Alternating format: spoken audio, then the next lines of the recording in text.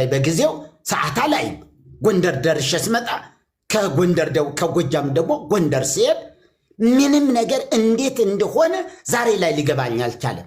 በመንፈስ ነበረ መሄደው ወይስ በስጋ የሚለው ነገር ራሴ ስመረምር ጳውሎስ ላይ ያገኘሁት ነገር ትንሽ አሳረፈኝ። ጳውሎስ ገነት ደርሼ መጣሁ አለ፣ ሶስተኛ ሰማይ ላይ በስጋ ይሁን በመንፈስ ይሁን ግን አላውቅማል። በቃ ይሄ አሳረፈኝ ለኔ። በምን ነበረ መሄደው? ደርሼ መጣሁ በምን ነበረ? ከጎጃም ጎንደር ስሄድ እንዴት ነበረ አላውቅም።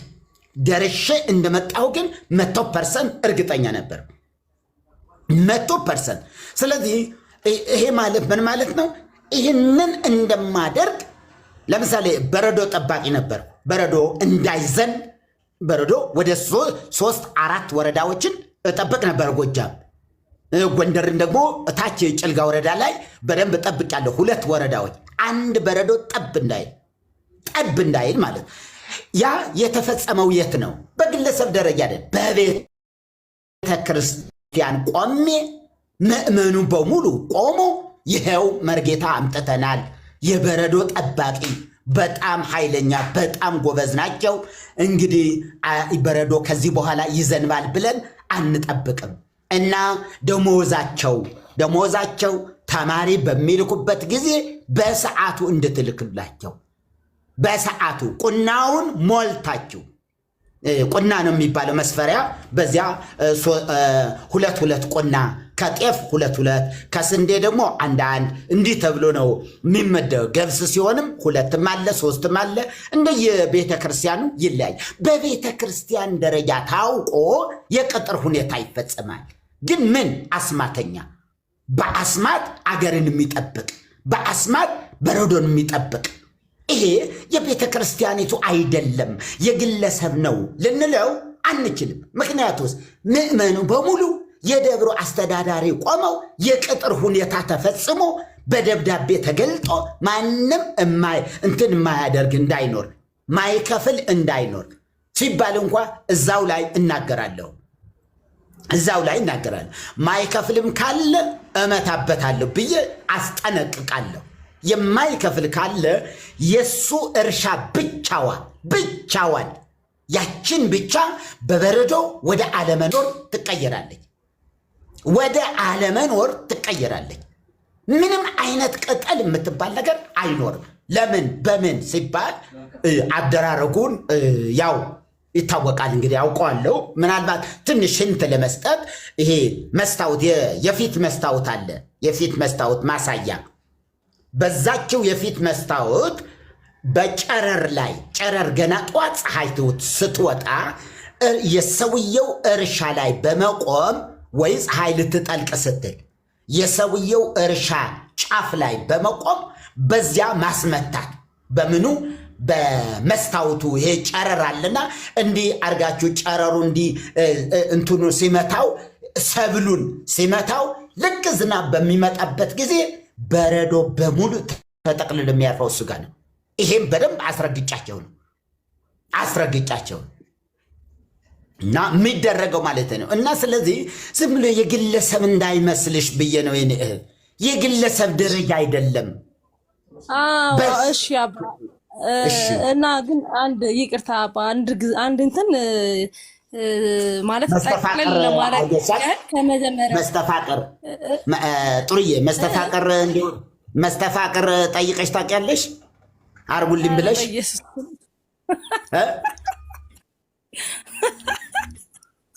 በኢየሱስ ክርስቶስ በእውነት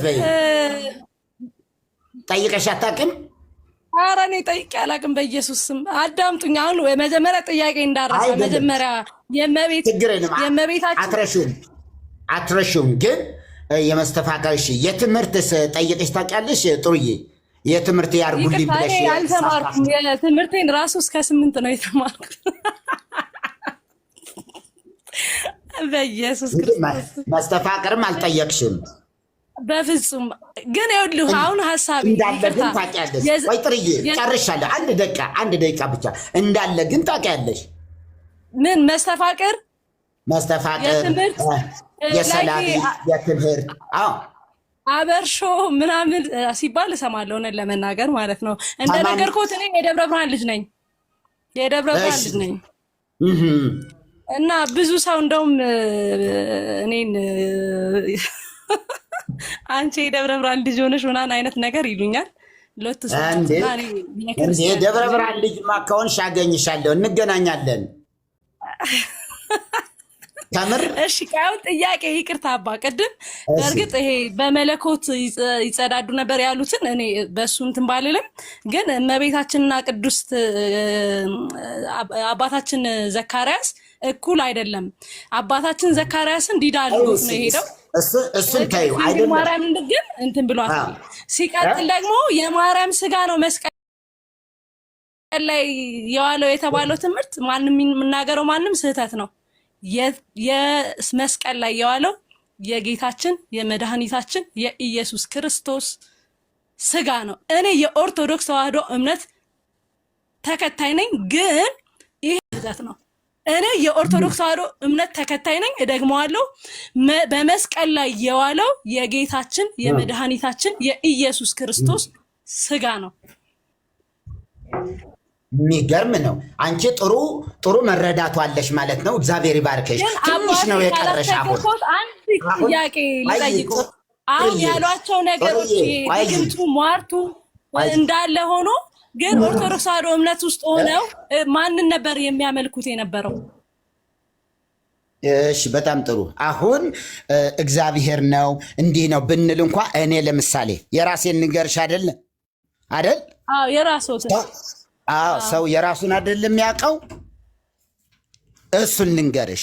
የመጨረሻ የአስማት ጥግ ላይ ደርሼ አስማት እየደገምኩ እንደገና ደግሞ እንትን የሚባል አለ፣ መልክዓ ሳጥናኤል የሚባል አለ። መልክዓ ሳጥናኤል የሚባል ምንድን ነው? የአንደርቢ ድግምት ነው። የአንደርቢ ድግምት ነው። እሱን እየደገምኩ ግን ማህሌት ላይ ነው የምቀድሰው። ለምሳሌ ሌሊት አካባቢ እወጣለሁ ማህሌት። ቆይኝ። ማህሌት ለምሳሌ እንበል ወደ ሰዓታት ላይ ምን ላይ ነው ያን የሚደግሙት? ሰዓታት የካህናት ነው። ሰዓታት እና አባ ፋሪስ ናቸው። ማህሌት የመርጌቶቹ ማለት ነው። ማህሌት ላይ ለምሳሌ ማህሌት ላይ አንዳንድ ሰዎች የሆነ ካለ ወጣ እልና ደግሜ እመጣለሁ፣ ደግሜ እገባለሁ። እንደ 15 ደቂቃ ያህል ጸጥ አደርጋቸዋለሁ። ከዛ በኋላ ዶሚኔት የምታደርግበት ነው። የት? እዚያው። ማንን ነው እያመለኩ ያለሁ? እንግዲህ አንቺ መዝኝ። ወጣ ብዬ ደግሞ መልክዓ ሳጥናኤልን ደግሜ እመጣለሁ። መልክዓ ሳጥናኤል ምንድን ነው? አንደርቢ ሲባል በእርግጠኝነት የደብረ ብርሃን ልጅ ነሽ፣ ሰምተሽ ይሆናል። አንደርቢ ድግምት ምናምን፣ ለምሳሌ የዝናብ ምንድነው ድንጋይ አንደርቢ፣ የእሳት የንፋስ ሲባል ሰምተሻል። ቢያንስ የድንጋይ ሲባል ሰምተሽ የለ? እኔ ምንም እውነት ለመናገር ላይክ እንደዚህ ምናምን ሲባል ሰምቼ አውቃለሁ። ግን እንደነገርኩት እኔ እውነት ለመናገር ይቺ ሰዓት ራሱ ስለ ሰይጣን የተነገረባት ቀን ትቆጨኛለች። ማለት እኔ መስማት የምፈልገው የመንፈስ ቅዱስን ወይም ደግሞ የመጽሐፍ ቅዱስን ወይም ደግሞ የአምላኬን የእግዚአብሔርን ብቻ ነው እና ኢቭን እነዚህ ነገር እስካሁን የሰማኋቸው የሆነ ይጸጥኛል። ጥሩ ነው። አሁን የቤተ ክርስቲያንሽ ደግሞ አሁን እየሰማሽ ነው። የቤተ ክርስቲያን እንግዲህ ቤተ ክርስቲያን ያስቀድሳለሁ በተቻለ መጠን የተወሰነ ተሰጠውም እችላለሁ። እኔ የማውቀው እንግዲህ የእግዚአብሔር ቃል እንደሆነ ነው። እዛ ጋር አሁን ለምሳሌ የተሰጠው መጽሐፍ አለ፣ መጽሐፍ ቅዱስ አለ፣ መዝገበ ጸሎት አለ። እዛ ጋር ያሉት ነገሮች ሁሉ በመጽሐፍ ቅዱስ የሚዳኙ ከመጽሐፍ ቅዱስ የወጡ ናቸው። ስፔሻሊ ቅዳሴ እንግዲህ ስርዓተ ቅዳሴ እንደሚያውቁት በቤተክርስቲያናችን ትልቁ የጸሎት መርሃ ግብር ነው። ከጀምሮ እስከ መጨረሻው ድረስ እንግዲህ እዛ ውስጥ ያሉት ነገሮች የምር የእግዚአብሔርን ክብር የማይገልጡ ከሆነ ይሄን ያስተማሩን አባቶች የምር በጣም ግን እንደዛ ነው ብዬ ግን አላምንም። እኔ የማምነው ፍጹም ጸሎት ነው ብዬ ነው የማምነው። ምን መሰለሽ ጥሩዬ፣ አሁን ለምሳሌ አንቺ መዝገበ ጸሎት አለሽ አይደል? አለኝ። በጣም ጥሩ። አሁን ክርስቶስ ምን ብሎ አስተማረ? ዋናው ትልቁ ትምህርት መያዝ ያለብን የክርስቶስ ነው አይደለም እንዴ? ነው አይደለም? አዎ። ክርስቶስ ምን አለ? አፍቅሩ ጸላእተክሙ፣ ጠላቶቻችሁን ውደዱ። በብሉይ ኪዳን ዘመን ጠላትህን ጥላ ባልንጀራህን ውደድ እንደተባለ ሰምታችኋል ይልና የብሉይ ኪዳኑን ትቶ በተቃራኒው ምን ማለት ነው? ጠላትህን ጥላ ነበረ። አሁን ግን ጠላትህን ውደድ። አፍቅሩ ጸላእተክሙ፣ ጠላቶቻችሁን ምን በሉ? ውደዱ። ለሚጠሏችሁ ሁሉ ምን በሉ? መርቁ፣ ጸልዩላቸው። የሚረግሟችሁ ሁሉ እንደዚህ፣ ለሚያሳድዷችሁ ደግሞ ምን በሉላቸው? ጸልዩላቸው እያለ ይናገር ነበር። ማቴዎስ 5:44 ጀምሮ ያለው ይሄ እውነት። አዎ ይሄ የቤተ ክርስቲያን የአንድ ክርስቲያን ባህሪ ነው። ነገር ግን አንቺ በያሽው አሁን የጸሎት መጽሐፍ ምን ነው ያለው? ለምሳሌ የህሊና ጸሎት አለሽ አይደል? ሰይፈ ስላሴ፣ በጣም ጥሩ። ሰይፈ ስላሴ፣ ሰይፈ መለኮት አለሽ? ሀሳቦች ስለገባኝ አለኝ፣ ሁሉም አለኝ። ግን አሁን እንደሱ ከሆነ ማለት ያዝልኝ በጌታ ፍቅር። እሺ ያዝ አድርግልኝ። እሰይ እግዚአብሔር ይባርክሽ። ትልቅ ሰው ነሽ። በጣም ትልቅ፣ በጣም አደንቅሻለሁ። ወደ ቀድሞ ክብሮት እግዚአብሔር ይመልሶት። እሰይ የቀደመ ክብር ነገርኩሽ እኮ። ወደ አስማቱ ልመለስ እንዴ? አንቺን ላፍዝዝሽ በንትን አየሽ። አሁን እኮ አንቺ ፎቶሽ ላይ ይጠብቀኝ አይተኛም። ልክ ነሽ። ግን ወደ ቀድሞ ተመለስ። አሜን። ጥሩዬ አሁን የቀድሞ ሰው ብሆን ኖሮ እኔ የቀድሞ ሰው ብሆን ምን እንደማደርግ ታውቂያለሽ? ልክ ፕሮፋይልሽን ከፈት አደርግና ፎቶግራፊሽ አለ በጣም በቃ ዋና መሰረት። ከዛ ግንባርሽ ላይ ከሆነ በወስፌ ግንባርሽ ላይ ጠቅጠቅ ሳደርገው በቃ ራሴ አመመኝ ብለሽ ትወድቂያለሽ። ከዛ እዚህ ደረትሽ አካባቢ ከሆነ ደግሞ በወስፌ በመርፌም አለ፣ ጥላ ወጊ ይባላል። ይሄ ጠቅጠቅ ሳደርግሽ የለሽም። ወደዚህ ልመለስ ያረጉ ቢኮዝ እኔ የማመልከው እግዚአብሔር ስለሆነ የሚጠብቀኝ አይተኛም፣ አንቀላፋም ስለሚጠብቀኝ። ሌሎች ደግሞ ጠባቂ የሌላቸውን ልጨርሳቸው ወይ ልመለስና እንግዲህ ያው ስለነሱ ነው አይመለከተኝም። እኔ ግን የኢትዮጵያ ኦርቶዶክስ ተዋሕዶ ቤተክርስቲያን አማኝ ነኝ። እኔ የማመልከው እግዚአብሔር ነው። እግዚአብሔር ይጠብቀኛል፣ የሚያሳጣኝ የለም። ይጠብቅሻል የኔ እህት። ስለዚህ እንደዚህ ይላል እንግዲህ ለሰዎችም። አዎ ጠብቆሻል። ምን ይላል? አንቺ የምትደግሚበት አንቺ የምትጸልዩ ጸሎት እንደዚህ ይላል። እኔ ጸሎቴም ተቀየረ። አምላኬ እግዚአብሔር ሆይ ምድሬን ጠብቅ፣ ሕዝቤን ጠብቅልኝ፣ ወደ ማስተዋል አምጣ። አለማወቅን በማወቅ የተሻረ እንዲሆን፣ አለማወቅ የሕዝቤ አለማወቅ በማወቅ ይሻር።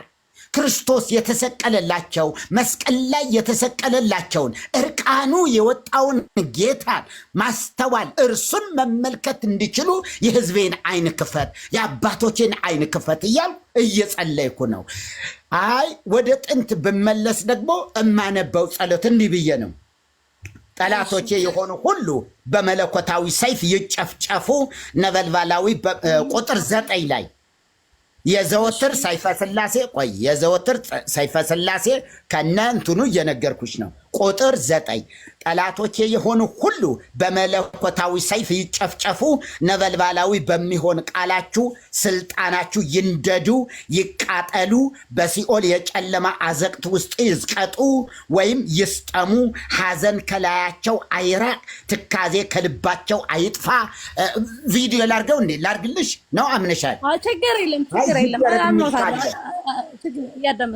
አምነሽኛል። አዎ ስለምታነቢው ይገባሻል።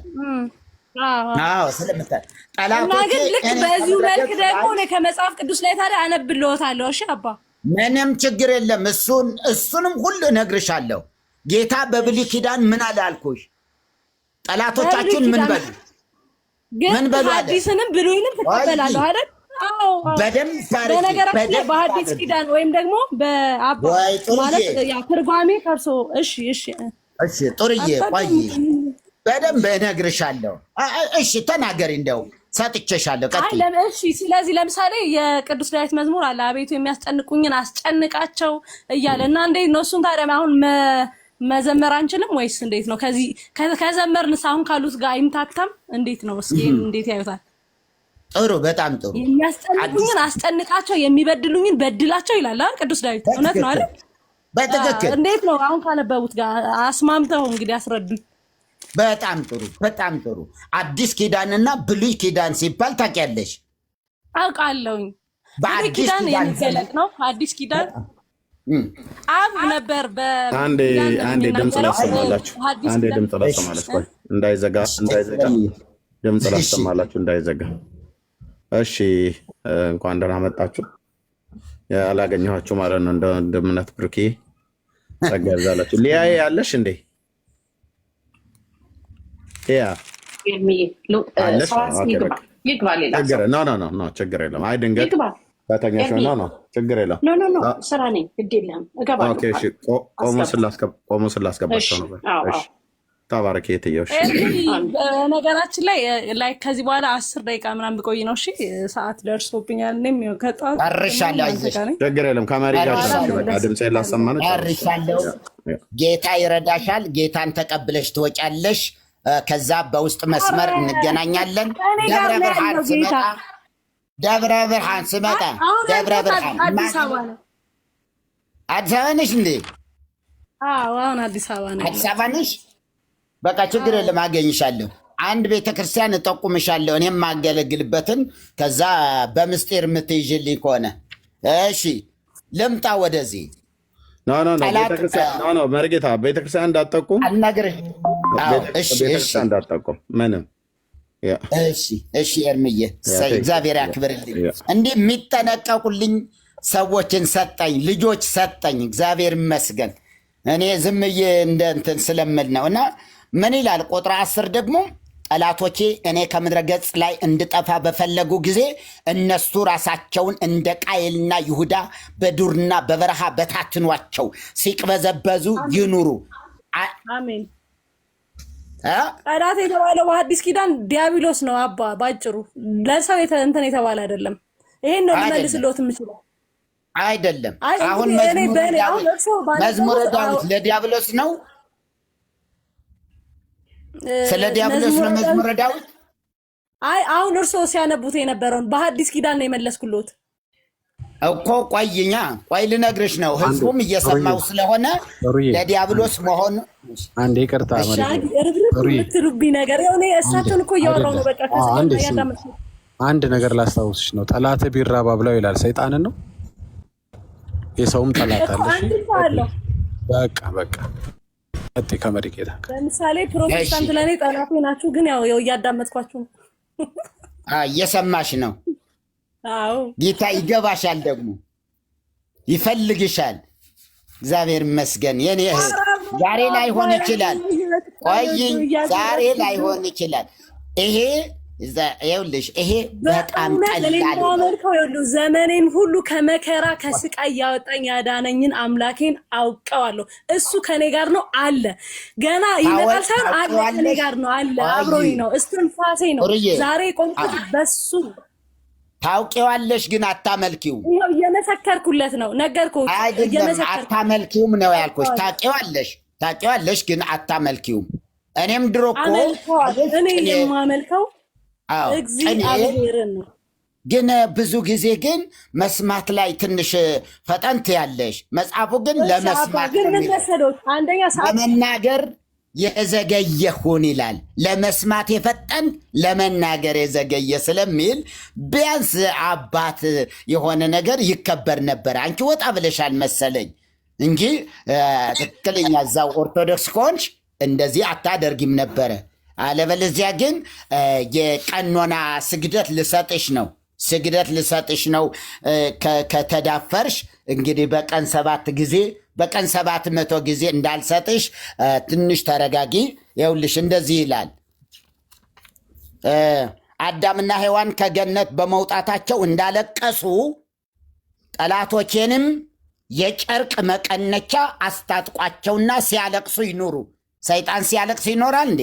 አንድ እሱ በእኔ ላይ ጥፋትን እንዳያመጡብኝ በጥልቅ በሆነ በእሳት ባህር አስጥሟቸው። አሁንም እነሆ ጠላቶቼ ቁጥር 13 ላይ አሁንም እነሆ ጠላቶቼ በእሾህና አሜከላ በተታታ ወጥመድ ውስጥ ይግቡ። ጠላቶች ግን ቁጥር 15 ጠላቶች ግን በፊታቸው ከፍርሃት በስተቀር በፍጹም ደስታን አያግኙ። ወንጀለኞች እንደሚታሰሩ እጅ እግራቸውን በእሳት ሰንሰለት እሰሯቸው እንጂ። ዳግመኛም ቀድሞ አዳም ከነ ልጆቹ በሲኦል እንደዚህ እያለ በጣም ብዙ ነው። ይህንን ነው የምትደግመው። አምላኬን እወዳለሁ ያለሽ፣ አምላኬን አከብረዋለሁ፣ በአምላኬ አምናለሁ ያለሽ፣ የአምላክሽ ቃል እግዚአብሔር ያልተናገረውን እግዚአብሔር ያላወጀውን ደግሞ ጠላቶችሽን አሁን የህሊና ጸሎት ላይ አይኑ የታወረ ይሁን፣ እግሩ የተሰበረ ይሁን፣ አይኑ ይፍረጥ፣ እግሩ ይሰበር እያለ ነው የሚሄደው። ዕለት ዕለት የምታነቢው ዕለት ዕለት የህሊና ጸሎት እመቤቴ ሆይ እኔ ባደርኩበት እደሪ በዋልኩበት ዋይ እያልሽ ትሄጂና ጠላቶችሽን ግን እንዲሁ እግራቸው ይሰበር፣ አይናቸው ይፍረጥ፣ እጃቸው ይሰበር፣ እንዲሁ ቆልመም ይበሉ እያልሽ ምታነቢ ከሆነ በእውነት ከዚህ በላይ የሚያሳዝን ነገር የለም። የብሉይ ኪዳኑ እግዚአብሔር ራሱ ምን አለ ስንል ጠላትህን ጥላ፣ ጠላቶቻችሁን ጥሏቸው፣ ርገሟቸው። አየሽ ጠላትሽን ማንም ጻድቅም ይሁን እንደ ዳዊት በጣም በእግዚአብሔር ፊት የጸና ሰው በጣም ቅን የሆነ ሰው ነው። እንደ ልቤ የተባለለት ነው አይደል? ግን እግዚአብሔር እንዲባርክ አልተፈቀደለትም። ጠላቶቹን ቢባርክ ዳዊት እግዚአብሔር ወጥመድ ውስጥ ነው የሚከተው። እግዚአብሔር ሲኦል ውስጥ ነው የሚከተው። ለምን? ተቃራኒ ነው። ጠላትን መጥላት ፈጽሞ ጠላትን መውደድ ክልክል ነው። መቼ? በብሉይ ኪዳን። ጠላትን ምን ማድረግ? መጥላት። ከጠላሽው ደግሞ ምን ታደርጊዋለሽ? ትረግሚዋለሽ። መንገዱ ዳጥና ጨለማ ይሁን እያል ልጆቹ ይቅበዝበዙ፣ ይለምኑ፣ ይባረሩ፣ ባለ ዕዳ ያለውን ሀብት ሁሉ ይበርብረው፣ ሚስቱ መበለት ትሁን እያልሽ እንደገና ግፈኦሙ ጊዜ እለለ ይገፍኡኒ። አቤቱ የሚጣሉኝን ምን በላቸው? አየሽ፣ ይሄ ብሉይ ኪዳን ነው። ሙሴ ቢራገም፣ አብርሃም ቢራገም፣ ዳዊት ቢራገም ኪዳኑ ነው የፈቀደላቸው። የኪዳኑ ሕግ ነው። አዲስ ኪዳን ላይ ስንመጣ ጴጥሮስ ማንንም አልተራገመም። ክርስቶስ ማንንም አልተራገመም። ባርኳቸው አለ። ለሚረግሟቸው ሁሉ ባርኳቸው። እንትን ምንድን ነው ዳንኤል ይቅርታ የሐዋርያት ሥራ ምዕራፍ 3 ይመስለኛል። ምን አለ? ወደ ዛቻቸው ተመልከት። አየሽ፣ መሬቱ ተከፍቶ ይዋጣቸው አላሉም። ሐዋርያት ተሰብስበው ወደ ዛቻቸው ተመልከት። በእኛ ላይ እየዛቱ ስለሆነ ወደ ዛቻቸው ተመልከታሉ እንጂ ይሄ እርግማን የአዲስ ኪዳን ሳይሆን የብሉይ ኪዳን ነው። ለዚህ ነው ቤተ ክርስቲያናችን ብሉይ ኪዳንንና አዲስ ኪዳንን እንዲህ ሰፍቼ ይዤዋለሁ አልለይም። ሁለቱም ኪዳኖች ኪዳኖቼ ናቸው በማለት ታቦቱን ከያዘችው እርግማኑም ግድ ነው። ታቦቱ አለ አይደለ? በጽላቱ ኪዳን አለ አይደለ? ስለዚህ ያ ኪዳኑ ባለበት ዕጣን አለ፣ ኪዳኑ ባለበት መጋረጃ አለ፣ ኪዳኑ ባለበት የብሉይ ኪዳን ክህነት አለ፣ ጽንሐው አለ፣ ምኑ የሌለ ነገር አለ፣ እሱ አለ። ክርስቶስ ጋር ስንመጣ ፊታችን ወደ ክርስቶስ ስናዞር ግን ሁሉ ነገር ያልፋል። ፊታችንን ወደዚህ ዞር ስናደርግ ከጥላው፣ ከታቦቱ፣ ከስርዓቱ፣ ከዕጣኑ፣ ከመስዋዕቱ፣ ከምኑ ዞር ስንል የምናገኘው አንድ ክርስቶስ ብቻ ይሆናል። ለዚህ ነው አየሽ፣ መጋረጃው ለዘመናት በእግዚአብሔርና በሰው መካከል የነበረውን የጥል ግድግዳን የሚያመላክት ነው። በብሉይ ኪዳን ዘመን የነበረ መጋረጃ። እሱ መጋረጃ መቼ ነው የተቀደደው ስንል ክርስቶስ በጎልጎታ ሲሰቀል፣ በተራራው ላይ ሲሰቀል፣ ቤተ መቅደስ ላይ ከወዲያ ያለው ቤተ መቅደስ ርቀቱ ምን ያህል እንደሆነ ኤርሚ ነው የሚያውቀው። ኢየሱስ የተሰቀለበት ጎልጎታና ቤተ መቅደሱ ያለበት ልክ እርሱ እዛ ሆኖ ቅድስት ነፍሱን መስዋዕት አድርጎ እነሆ በእጅህ አደራ እሰጣለሁ ሲል መጋረጃው ተተረተረ። በእግዚአብሔርና በሰው መካከል የነበረው የጥል ግድግዳ ፈረሰ። በዚያው ፈንታ ኢየሱስ ገባ። በዚያው ፈንታ ኢየሱስ ገባ። በምኑ? በመጋረጃው ፈንታ። አሁን በእግዚአብሔር አብና በእኛ መካከል ማን ነው ያለው? ኢየሱስ ብቻ አለ። ስሙ ብሩክ ይሁን። ስለዚህ ወደዚህ ስትመጪ ዞር ስቲ እርግማኑን ታቆሚያለሽ። አለበለዚያ ግን የሙሴ ሕግም ጠላትን ጥላ የተባለውን ጠላቶችሽን እየጠላሽ እየረገምሻቸው ትኖሪያለሽ። መቼ ነው ወደ ጌታ የምትመጪ? ፊትሽን ዞር ስታደርጊው ይሄን እርግማን ኮተት ነው፣ ይሄ ልክ አይደለም፣ በጸለይኩ ቁጥር መርገምን ይዤ እየመጣሁ ነው፣ መርገምን ወደ ቤቴ እየጋበዝኩ ነው፣ ዕለት ዕለት በህይወቴ እርግማን ነው፣ የፈለግኩትን የተመኘሁትን ማድረግ አልቻልኩም። ያ የዚህኛው ውጤት ምናልባት ምን እየተራገምኩ ስለ በእግዚአብሔር አርአያና አምሳል የተፈጠረን ሰው ጨርቅ ይልበስ፣ ቡትቶ ይልበስ፣ አይኑ ይፍረጥ እያልኩ እየጸለይኩ አምላኬ እንዴት ይስማኝ? ስለዚህ ወደ ጌታዬ በልጁ በኢየሱስ ደም መታረቅ አለብኝ ብለሽ ፊትሽን ዞር ስታደርጊ የዚያን ጊዜ ነው የሚገባሽ። አሁንማ ክርክር ነው። አንድ መጽሐፍ ነው፣ አንድ ጥራዝ ላይ ነው ያለው። ስለዚህ ሁለቱን ትቀበላላችሁ? አሁን እንቀበላለን። ከኪዳኑ አንጻር ኪዳኑ ብሉይ ኪዳን ይባላል። መስዋዕቱም አለፈ፣ እርግማኑም አለፈ፣ ጥሉም አለፈ። እስራኤላውያን የማንም ፍልስጤማዊትን አያገቡም ነበረ፣ ክልክል ነው። እስራኤላውያን የሌላውን ዓለም ሴት አያገቡም፣ አይጋቡም፣ አብረው አይበሉም፣ አብረው አይጠጡም ነበር። ዛሬ በክርስቶስ ሁሉም ሰው አንድ ሆነዋል። ሁሉም ሰው አንድ ሆነ። የግሪክ ሰው የለም፣ አሕዛብ የለም፣ ባሪያ የለ፣ ጨዋ የለ፣ ሴት የለ፣ ወንድ የለ። በክርስቶስ ሁሉም እኩል ይሆናል። አንድ ሰው አየሽ፣ አንድን ሰው ይፈጥር ዘንድ ነው የሚለው።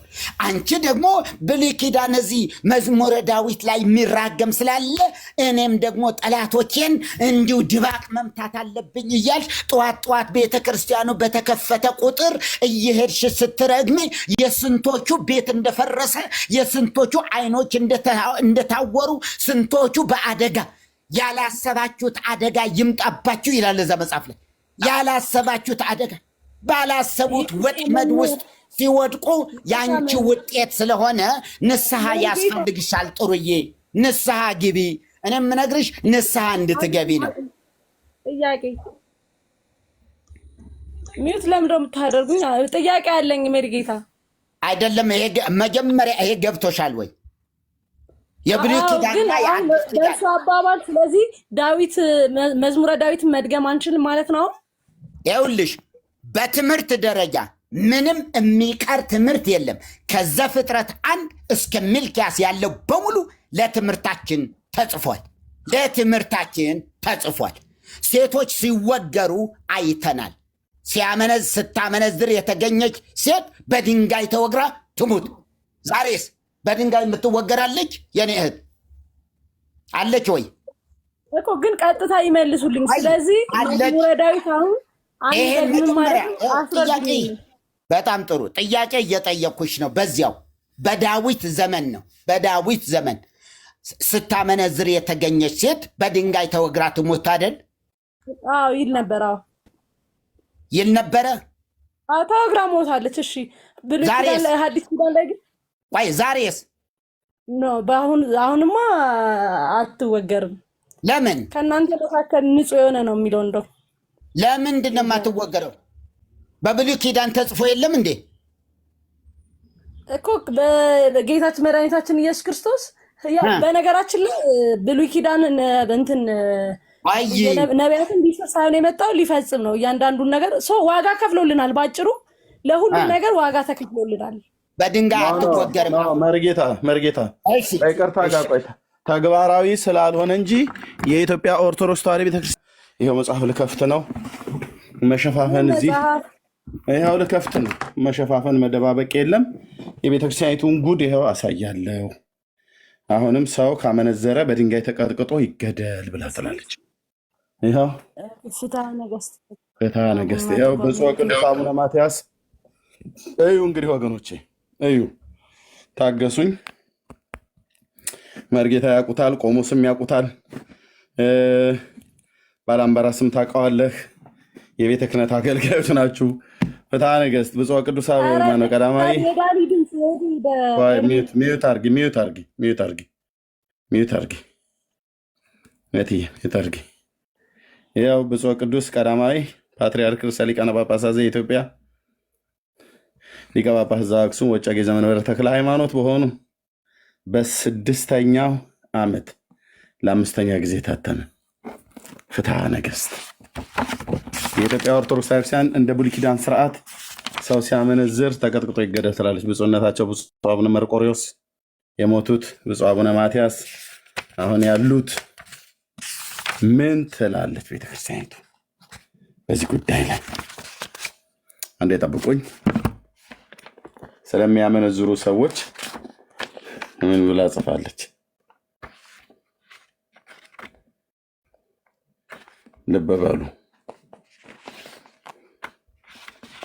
ልብ በሉ አፍንጫቸው እንዲፎነኑ በሰይፍ ይቀጣ። ኦኬ፣ አፍንጫ ስለመፎነን አፍንጫ መፎነን ታውቂያለሽ እህቴ? ኧረ አላውቅም። ምን ማለት ነው ደግሞስ? አፍንጫ መፎነን ማለት ምን ማለት ነው መርጌታ? አፍንጫውን መቁረጥ ያለ እስከ ግንዱ ድረስ መቁረጥ፣ እስከ ጥርሱ እስኪታይ ድረስ መቁረጥ አይደል መፎነን?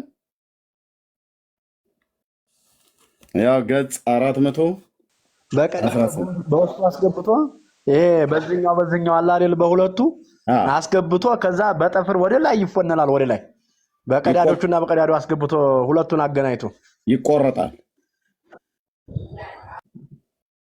ያው ስለ ስጋዊና ስለ መንፈሳዊ የዝሙት ቅጣት ይናገራል ፍትሐ ነገሥት። ምን እንደሚሉ እዚህ ጋር ይኸውልኝ። ለምሳሌ ኦኬ መጀመሪያ ምዕራፍ ስለ ስጋዊ ቅጣት ይናገራል። የተቆራረጠ ነው። ቀይ ያሳያችኋል አይደል?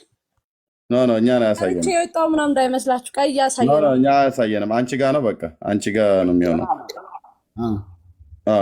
ወተሽ ግቢ ወይ። ኦኬ መጀመሪያ ምዕራፍ ስለ ስጋዊ ቅጣት ይናገራል። ይኸውም በአብጥሊስ 39 የተሰበሰበ 10 ክፍል ነው። መጀመሪያ ከመጋባት ወገን ደምን ከደም ጋራ የሚቀላቅሉ አባቶች ልጆቻቸው ጋር ወይንም ልጆቻቸው ከወላጆቻቸው ጋር ወይንም ወንድሞች ከእህቶቻቸው ጋር ቢሆን እኒህ ሁሉ በሰይፍ ይቀጡ ይላል። በሰይፍ መቀጣት ማለት ምን ማለት ነው መሪ? ግደል ነው። በሰይፍ ቅጣታቸው በሰይፍ ነው ሲል በሰይፍ ይገደላሉ። አንገታቸው ተቀልተው ማለት ነው። ሚስቱ ልጅ ጋራ ወይንም ከሚስቱ ባል ሴት ልጅ ጋራ ወንድምም ከወንድሙ ሚስት ጋራ ወይንም የወንድሙ ልጅ ከእንጀራ እናቱ ሴት ልጅ ጋራ ወይንም የአባት ወንድም ከወንድሙ ልጅ ሴት ልጅ ጋራ ወይንም የወንድም ልጅ ከአባቱ እህት ጋራ ወይንም አንድ ሰው ሁለት እህትማማቾች ጋራ ወይንም ልጅቱን ከእናቱ ጋራ እያወቁ ቢደርሱ ይገረፉ፣ አፍንጫቸውንም ይፎነኑ፣ ከእነርሱ ጋራ ያመነዘሩ ሴቶች በአንድነት ይቀጡ ይላል። ከዛ እዚህ ጋር መነኮሳይቱ ሁለተኛይቱ መነኮሳይቱና ዲያቆናት። ከዛ እንደገና ሶስተኛ ልጃገረድን በግድ ቢይዛት አፍንጫውን ይፎንኑት፣ እርሷም ከገንዘቡ ሲሶውን ይስጧት። እንደ ኢትዮጵያ ወንድ አፍንጫ የሌለው ነበር የሚሆነው በዚህ አይነት ቢሆን። እሺ 13 ዓመት ሳይሆናት አስቀድሞ ልጃገረዲቱን የያዛት ሰው አፍንጫውን ይፎንኑት፣ ከገንዘቡ እኩሌታዋን ለእርሱ ይስጡት። ወይ አፍንጫ! ሌላኛው እጮኛ የያዘ ሰው ይህ በፈቃዷ ቢሆን የእሱንና የእሷን አፍንጫ ይፎንኑ ይላል። እጮኛ ይዞ እንትን ያለው የሌላኛውን እጮኛ የያዘ አንድ ሰው ያጫትን ሴት ሌላኛው ይዝበት አፍንጫውን ይበሉት፣ እሱንም አፍንጫ ማነው የእሱንና የእርሷንና የእርሱንም አፍንጫ ይፎንኑ። እሷንም በማስገደድ ቢያደርግ ግን እሱ ከተቀጣ በኋላ ከገንዘቡ ሲሶውን ይስጧት። ከዛስ የታጨችውንም ወይንም ያልታጨችውንም ልጃገረድ ወይንም አግብታ የፈታችውን ከክቡራን ወገን ብትሆን ባሪያ ወይንም ነፃ የወጣች ብትሆን ይልቁንም በጠባያቸው ለእግዚአብሔር ልዩ ገንዘብን የሚሆኑ የሚነጥቁ ይህንንም በኃይል ቢያደርጉ ይህንንም ያደረገ በሰይፍ ይቀጣ ይላል። ይገደል ማለት ነው። ያው ኦርቶዶክስ አዲስ ኪዳን ላይ ሰውን ግደሉ ትላለች። ፍትሐ ነገሥት በቤተክርስቲያን በሰይፍ ይቀጣ ለሁለተኛ ጊዜ በሰይፍ ግደሉ ማንጅራቱን ብላችሁ ቀንጥሳችሁ አንገቱን አርዳችሁ ጣሉት እየተባለ ማለት ነው። 27 ላይ ደግሞ አንብበው 27 እሺ 27 ባሪያ እመቤቲቱን ለመንጠቅ ቢደፍር ምክንያት አላት ብዬ አስባለሁ። ኤርሚ ሚዩት አድርጊ፣ ያነበብክልኝ መጽሐፍ ሚዩት አድርጊ፣ ወጣ ያሉት አንቺ ሚዩት አድርጊ፣ ሚዩት አድርጊ እዴ ቆይ ሚዩት አድርጊ። እናት ፓትሪያርኩን እኮ ነው ፓትሪያርኩን ሆነሽ እኮ አንዳንዴ እስቲ ማፈርም አለብሽ። እሺ ኦኬ። ባሪያ እመቤቲቱን ለመንጠቅ ቢደፍር ሌላውን በዚህ ስራ ቢራዳው በአንድነት በእሳት ያቃጥሏቸው። ባሪያ ስለ እመቤቲቱ መነጠቅ መከበቧን ቢያውቅ ባይረዳት ስለዚህ በእሳት ያቃጥሉት። አቤት እሳት ሰይፍ አንገትን ይቆርጡሃል፣ በእሳት ያቃጥሉሃል። this is orthodox ኦኬ። እዚህ አፍንጫ መፎነንማ ተዉት። ያው አፍንጫውን ፎንነው ከሚኖሩበት ሀገር ያባሯቸው ይላል። ከባሪያ ጋር ስለምትሰስን እመቤት ወይንም ከባሪያቱ ጋር ስለሚሰስን ጌታ ይናገራል። ጌታ ማለት የቤቱ ባለቤት ማለት ነው። ባሪያ ማለት ሰራተኛ ከሰራተኝቱ ጋር ባል ያላት ሴት ከባሪያዋ ጋር ብትሰስን ከሰራተኛዋ ጋር ይግረፏት፣ ራሷንም ትላጭ፣ ፀጉሯ ምድምድ ያርጉላት ማለት ነው። ሙልሙል አድርገው ይላጯት እያለ ነው። አፍንጫዋን ፎንነው ከምትኖሩበት ሀገር ያባሯት፣ ከማዕረጓ ሁሉ ትዋረድ፣ ከእርሷ ጋር ለአመነዘረ ባሪያ ቅጣቱ ሰይፍ ነው፣ ግደሉት እያለ ማለት ነው። ግን በጣም ብልጦች ናቸው አልኩ ጳጳሳቱና ያጻፉት። ለምን ስትለኝ የዲያቆናቱን ወግኔዋ ዲያቆን ቢሆን ምን ይሁን ይላል ዲያቆናቱ። ኦኬ ዲያቆናቱና ቄሶቹ ጋር ሄድ። ቆይ አፍንጫቸውን ፎን ነው አፍንጫውን በሉት ነው አፍንጫውን በሉት። ኦኬ የዲያቆናቱ የቱ ጋር ነበር የነበረው? ኦኬ የዲያቆናቱና የቄሶቹን እንዴት እንደሚጮቱ እኮ አልኩ። ኦኬ ተመሳሳይ ግብረ ሰዶምን የሚያደርጉም እንደዛው ይገደሉ ይላል። በሰይፍ ነው። ከእንስሳ ጋር የሚገናኙ ሰዎች አባላ ዘራቸውን ቁረጡ ይላል። ከእንስሳ ጋር የሚገናኙ የአባላ ዘራቸውን 42 አካባቢ 42 የቄሱማ ያው እዚህ ያለ የቄሱማ እዚህ ያለ ጽንፍ አንብቤዋለሁ እና አባላ ዘራቸውን ቁረጡ ይላል። ብልታቸው ማለት ነው። ከእንስሳ ጋር የተገናኘ የሚስቱን ማመንዘር እያወቀ ዝም ያለ ሰው ከገረፉት በኋላ ይለይ። ሴሰኛውንና ሴሰኛይቱን ግን አፍንጫቸውን ይቁረጧቸው። አቤት አፍንጫ ተመደመደልህ ኢትዮጵያዊ በሙሉ ማለት ነው።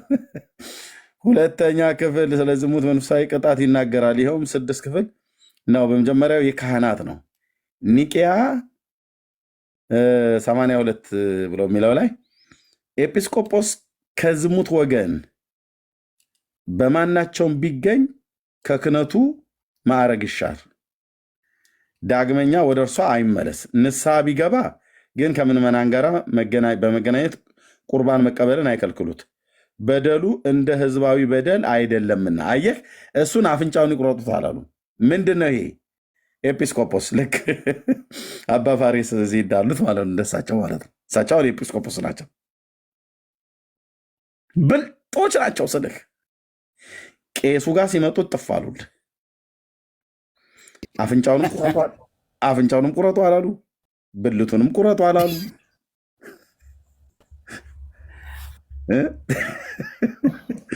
ኤጲስቆጶሱ እሺ፣ ጌታ ኢየሱስ መለዘ ቄስ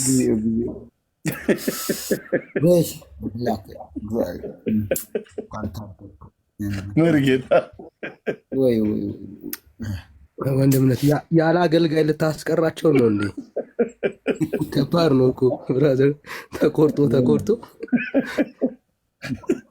እንዴ ትዝ አለኝ እኮ ተስፈንጥሬ ነው ከሶፋዬ ላይ የተነሳሁት። በጣም ስላለቀስኩኝ ራሴን አሞኝ ነበር። ወንድሞቼ ናቶቼ፣ ወንድሜ ትዝ ብሎኝ የቀደሙ ልጅ እናንተ ጋር ራሱ ከዘጋሁት በኋላ በጣም ሚስቴ ግድ ያስተዎችን በእውነት ራሴን ሁሉ አሞኝ ነበር ስላልቀበርኩት በጣም ውስጥ ሚት አድርጌ በቃ ቆይ። ስለዚህ ምን ይላል? የኤጲስቆጶሱን እንደዚህ አሉ። የኤጲስቆጶሱን ከማዕረጉ ይሻር ከክህነቱ ይሻር፣ ዳግመኛ ወደ እርሱ አይመለስ፣ ወደ ክህነቱ ማለት ንስሐ ቢገባ ግን ከምዕመናን ጋራ መገናኘትን ቁርባኑ መቀበልን አይከልክሉት። በደሉ እንደ ህዝባዊ በደል አይደለም አለ። ህዝቡን በጨፈጨፉበት ሰይፍ፣ ህዝቡን በቆረጡበት አፍንጫቸውን፣ የህዝቡን አፍንጫቸውን ቁረጡ ይላል፣ የህዝቡን ብልታቸውን ቁረጡ ይላል። የቄሶቹ ጋር ግን ሲመጡ እጥፋሉ። ማን ይቆርጣል እንዴ? መቆራረጥ ከተጀመረማ በሙሉ ጳጳሳቱና መነኮሳቱ ተቆራርጠው ሊያልቁ ነው። ማንኛው የማንኛውን ሊቆርጥ ይችላል? ምክንያቱም ይቆረጥ የእርሶ ተብሎ ቢባል እርሶስ ቢሆን ባለፈው ከእንትና ጋር ከማዊ ወለተ ስላሴ ጋር አባዲና ይሰበሰብልሃል አልኩ። አውጫጭኝ እርሶስ ቢሆን ምን ነው? በባለፈው ቤት ረጫለሁ ብለዋል ነበር ሄደው። ታዲያ መቼ ጸበል ብቻ ረጭተው መጡ? ሌላስ የረጩት እየራይኪ የአይነሞተ እያሉ የሚሉትስ በየጓዳው በየስርቻው ብሎ የሚል ሌላ መዘዝ ይመጣል። ቄሱ ግን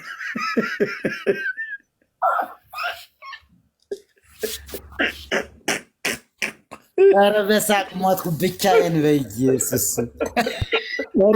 በሳቅ ልገለን ነው እንዴ? ወይኔ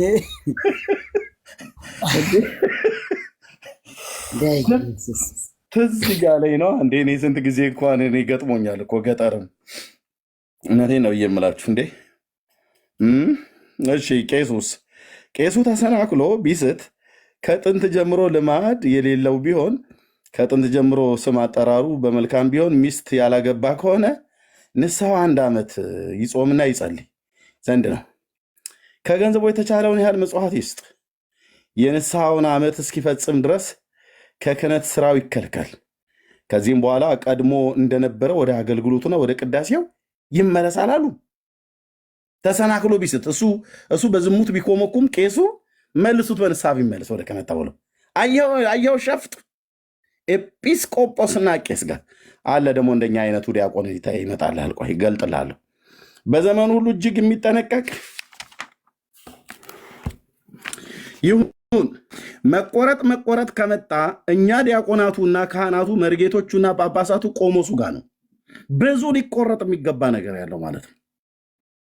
ምነው ኤርምያስ ምነው በወንድ ልጅ አምላክ ወንድ ልጅ የለህም እንዴ ብለው ቃላሉ በስተቀር ማለት ነው።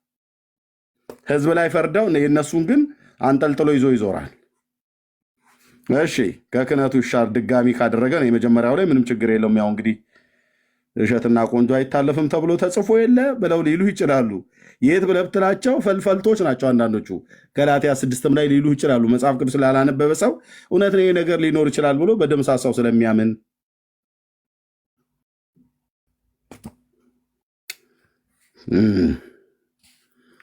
እሺ ነገር ግን ከምዕመናን አንድነት ከቁርባንም አይከልክሉት። ያገባ ቢሆን ሚስቱን ከእርሱ ጋር ብትኖር በዚህ ምሳሌ እንደ መጀመሪያው ንስሐ እጥፍ ያድርጉበት ካለ በኋላ መጣልሃ ዲያቆኑ የድሮ ኤርምያስ ጋር እኔ ምንም ሳልቀምስ ነው ሚስት ያገባሁትኝ። እውነቴን ነው የምልህ በመድኃኔዓለም ፊት ዲያቆን አለና አብረን እንግዲህ አንዴ መታል የትም አትሄድም። እያያችሁን አይደል? እያጮለክ የኦርቶዶክስ ዲያቆናት አንዴ ህሊናችሁን ሰብስቡ። የተቀመጠ ካለ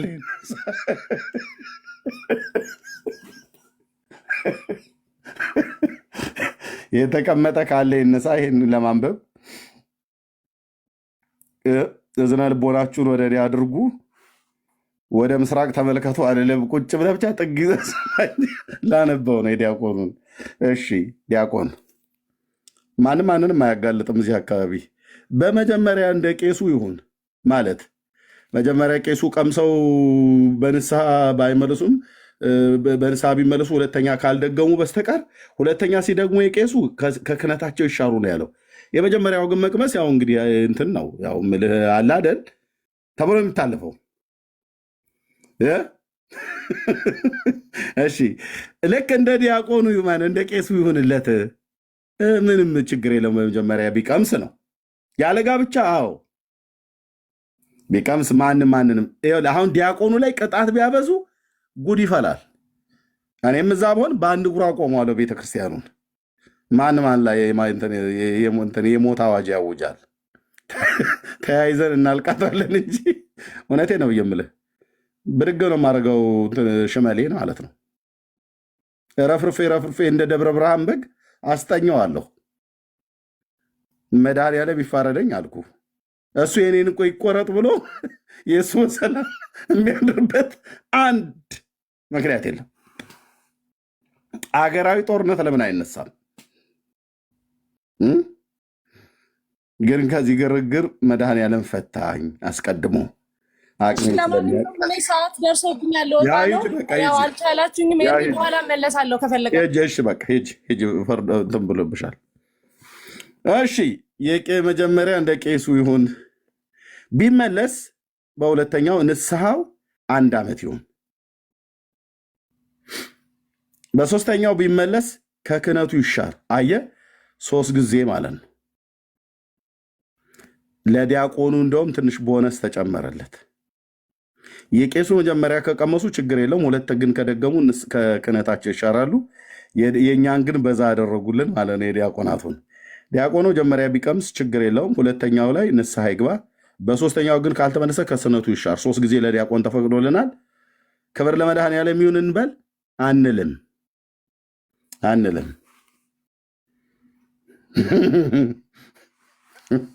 3 ጊዜ ተፈቅዶልን ነበር ማለት ነው። አየህ ወይኔ ይበላቸው ብዬ አሁን ጠረጴዛ አልደበድብም እዚህ መጥቼ። ኦኬ ሚስት የሌለችው ከሆነ ሚስቱ በቤቱ ካለች 3 ዓመት ከተለየ በኋላ በንስሐ ይቅርለት። በ3 ዓመት መጨረሻ ወደ ክህነቱ ይመለስ። ከዚህም በኋላ ቢመለስ ግን ፈጽሞ ከክህነቱ ይሻር። የዲያቆኑ በጣም አንተ ዲያቆን ነው የጻፈው ይህን መጽሐፍ። ይሄ ዲያቆን ሳይሆን አይቀርም ይህን መጽሐፍ አጠቃላይ የጻፈው። ይልቁንስ ኤጲስቆጶሱ በመጀመሪያ ኃጢአቱ ከሹመቱ ፈጽሞ ይሻር። ለኤጲስቆጶሱ በጣም ተደርጎበታል። ኤጲስቆጶሱ በአንዴ ነው የሚሰረዘው ከክህነቱ። የካህኑ ደግሞ አንዴ ይቻላል፣ ሁለተኛ መድገም አይቻልም። ዲያቆኑ ደግሞ አንዴም ይችላል፣ ሁለተኛም ይችላል። ሶስተኛው ላይ ግን እቀምሳለሁ ብሎ ካለ ከክህነቱ ይሻር ይላል። ስለዚህ ከቆሞስ ፋሬስ እኔ ተሽያለሁ ማለት ነው ዲያቆን በመሆኔ በዛ ቤት ብንሆን።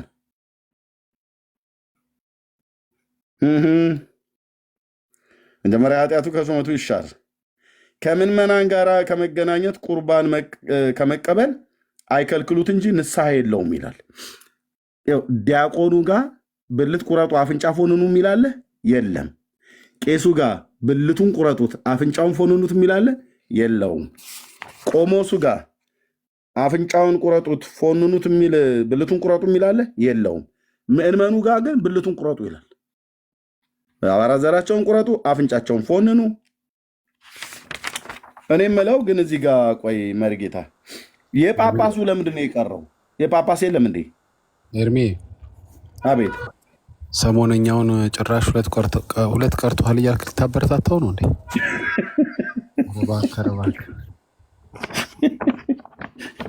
ኖ አይ የመርጌታ የጳጳስ ግን የለም። የጳጳሳት የሉም። እነሱ ዋና የህጉ አስፈጻሚ ናቸው። እነሱን አይመለከትም። እነሱ በምርጫው አይገደሉም። ለዚህ ነው ኮፍታ ነገስቱ ይደግፈናል እያለው አሁን 4 ሚስት ያላቸው አሉ። በአሁን ጊዜ በጣም ጨዋ የሆነ ጳጳስ 2 ነው ያለው። ጨዋ ከሆነ እንደውም እዚህ ጋር ምን እንደሚል ቁጥር ስንት ነው?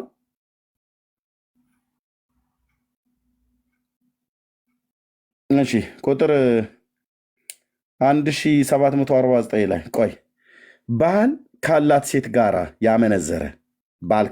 ያመነዘረ ወንድ እስከ መጨረሻ ንስሐ ሊገባ ይገባዋል። ይህንንም አስቀድመን እንደተናገርነው 7 ዓመት ነው። 7 ዓመት ንስሐ ይገባል ማለት ነው። ሚስት ያለችውን ሰው ቢሴስን ሚስት ያለችው ሰው 2 ዓመት በአፉ ይቁም።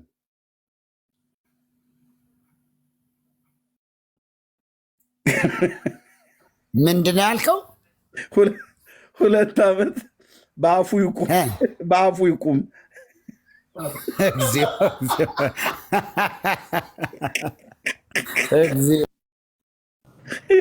አፌ ላይ አትቆመብኝ የሚለው ለካ ከዚህ መጣ ነው።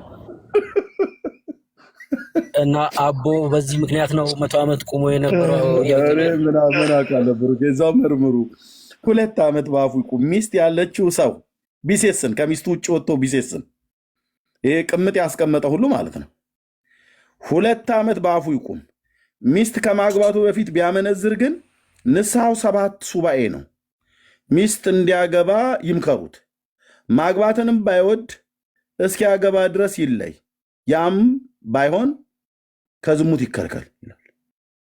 በአፉ ይቆምና ቀኝ እግሩ አውራ ጣት ላይ ባንዲራ ያውለበልባል። የቤተ ክርስቲያኒቱ እኮ በአፍ ማለት እኮ በአፍ ማለት ነው እህትዬ፣ በአፉ አይደለም። በጥርሱ ነው፣ በጥርሱ ይዛል። በአፋ ማለት በአፉ ማለት ነው እህትዬ። በአፋ ነው እንደሚለው በአፋ ነው። ኦኬ፣ በአፋ ልክ ነው። በአፋ በውጭ ማለት በውጭ ነው።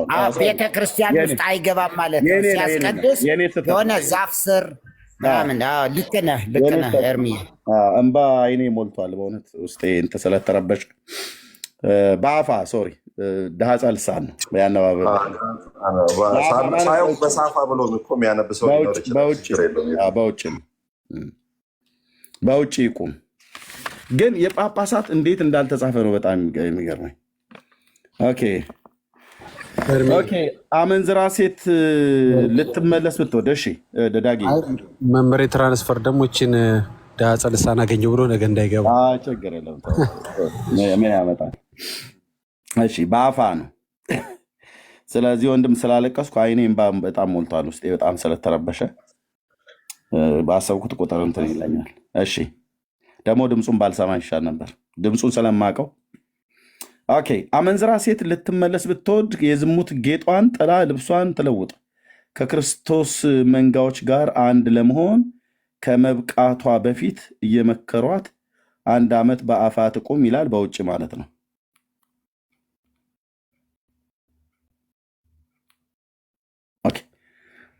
ስለዚህ ይኸው በሰይፍ በእሳት ይቃጠሉ ይላል። ስለዚህ ኦርቶዶክስ አዲስ ኪዳን ላይ ቆማ ሰዎችን በእሳት አቃጥሉ ትላለች። በእሳት ይቃጠሉ፣ በሰይፍ ይቀጡ። ይኸው በእሳት ይቃጠሉ፣ የሞት ፍርድ ማለት ነው። በእሳት ይቃጠሉ፣ በሰይፍ ይቀጡ፣ በሰይፍ ገደሏቸው። ቅጣቱ ሰይፍ ነው። በሰይፍ 1፣ በሰይፍ 2፣ በእሳት 2፣ የመጀመሪያውም ላይ በሰይፍ 3። ስለዚህ አዲስ ኪዳን ላይ ሰው ኃጢአት ሲያደርግ በሰይፍ እንዲገደል፣ የኢትዮጵያ ኦርቶዶክስ ተዋሕዶ ቤተክርስቲያን በእሳት እንዲቃጠል ታስተምራለች ማለት ነው።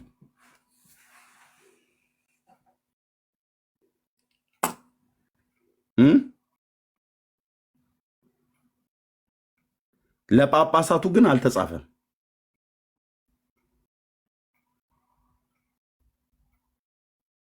መሪ የምትለው ካለ ስላስታወሳችሁ ነው። ኤርሚዬ ግን ይሄ እዚህ መጽሐፍ ላይ ያለው ቢተገበር አዲስ አበባ ከተማ ላይ ስንወጣ ከተማው ሮንግ ተር ነበር የሚሆነው። ሁሉ ሰው አፍንጫው ተቆርጦ ሮንግ ተር ነበር የሚሆነው። አስበዋል። ከጳጳስ ውጭ የሚተርፍ የለም እና በጨዋነት ከሚኖሩ ውጭ ማንም የሚተርፍ የለም። የጳጳሳቱ እንደፈለገ ቢያደርጉም ማንም አይነካቸውም። አይ በዝሙት ብቻ እኮ አይደለም ኤርምዬ። አሁን ራእየ ማርያም ካለ ራእየ ማርያምን ኦርቶዶክሳዊ ቢያነብ እንዳለ ፍርሃት በፍርሃት ነው የሚሆነው። ምክንያቱም ሮብ ዕለት ብቻ ጾም ስለገደፈ ሲኦል የሚገባ እኮ ጳጳሳት ነው። እሱ የራእይ ማርያም አለኝ እንጂ ምንድነው ካለ እንዴት ምትንቃኝ ነው? ራእይ ማርያም ቢኖርህ ብለህ ያልከኝ ይሄ እኮ ትልቅ ንስሐ ይብዛልኝ። ግን ራእየ ማርያም የወጣለት መርጌታ ህዝቡ ሁሉ በቃ ምንም መቆሚያ እንደሚያጣ እርግጠኛ ነኝ። 200 ስግደት እንግዲህ እንቀጣለን። 200 ስግደት እዛ ላይስ ጳጳስ አለ ራእይ ማርያም። ልክ ነህ ወንድምነት። የጳጳሱ እዛ ላይ አለ። ፍትሐ ነገሥት ላይ ለምን ዘለለው? ራእይ ላይ ግን ለምን ጻፈው? ይኸው ራእይ ማርያም ምን ይላል? 4 መላእክተ ጽልመት ተሸክመው ወስደው በእሳት አልጋ ላይ ያስቀምጠው በእሳት ፍላጻ ሲነድፉት የእሳት ውሃ ሲያፈሱበት አንድ ሽማግሌ ሰው አየሁ። ባየሁትም ጊዜ ብዙ አለቀሱ ትላለች ማርያም ነች የምታለቅሰው። ይህ ሰው ማን ነው ብዬ ልጄን ጠየቁት። ጳጳስ ነው አለኝ። ኃጢአቱን እነግርሻለሁ አለኝ። የቤተክርስቲያንን ስነ ስርዓት አልተከተለም፣ በሕጌ ተጠብቆ አልኖረም። ስጋዬን ደሜን ያረከሰ ነው፣ ዘመኑን በዝሙት የፈጸመ ነው። ዝሙት ያደርጋሉ ማለት ነው። እና ታዲያ ፍትሐ ነገሥት ላይ ለምን አልተጻፉም እነሱ? ራእይ ማርያም ላይ ጳጳስ ዝሙት እንደሚያደርግ ከተጻፈ ፍትሐ ነገሥት ላይ ለምንድን ነው ያልተጻፈው? መጠየቅ ነው ያለብህ። በምድር አይቀጡም፣ በሰማይ ነው የሚቀጡት። አየህ፣ ቆረጣ ላይ የሉም። የእነሱ ብልት እንዳይቆረጥ የህዝቡን ቁረጡ አሉ፣ አፍንጫቸውን ፎንኑ አሉ። የእነሱ እንዲደጋግሙበት ነው። እዛ ሲሄዱ አንደኛቸውን ለዛ እንዲቱ ነው አደላ ዘመኑን ወንድምነት ያለ አገልጋይ ልታስቀረው ነው እኮ መጽሐፉ ነው።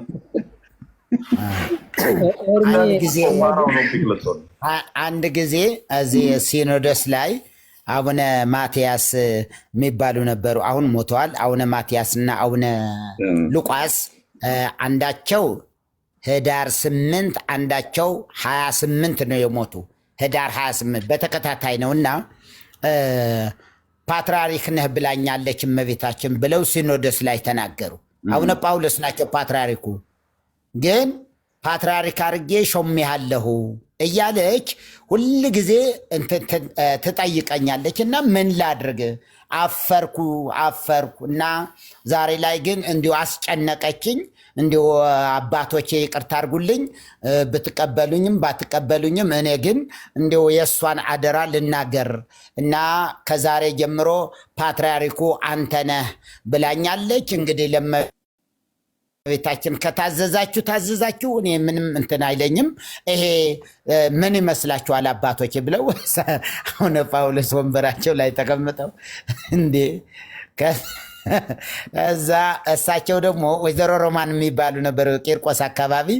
የእሷ እንግዲህ እሳቸው ቅምጥ ናት፣ የእሳቸው ናት፣ በደንብ ትታወቃለች። እና በኋላ አቡነ መርሃ ምን ቢሉ ጥሩ ነው ብድግ አሉና አባታችን አባ ማቴዎስ እመቤታችን አይደለችም ፓትርያርክ ነህ ከዛሬ ጀምሮ ፓትርያርክ ነህ ያለችው ወይዘሮ ሮማን ናት እንጂ እሱ አይደለችም ማለት ነው።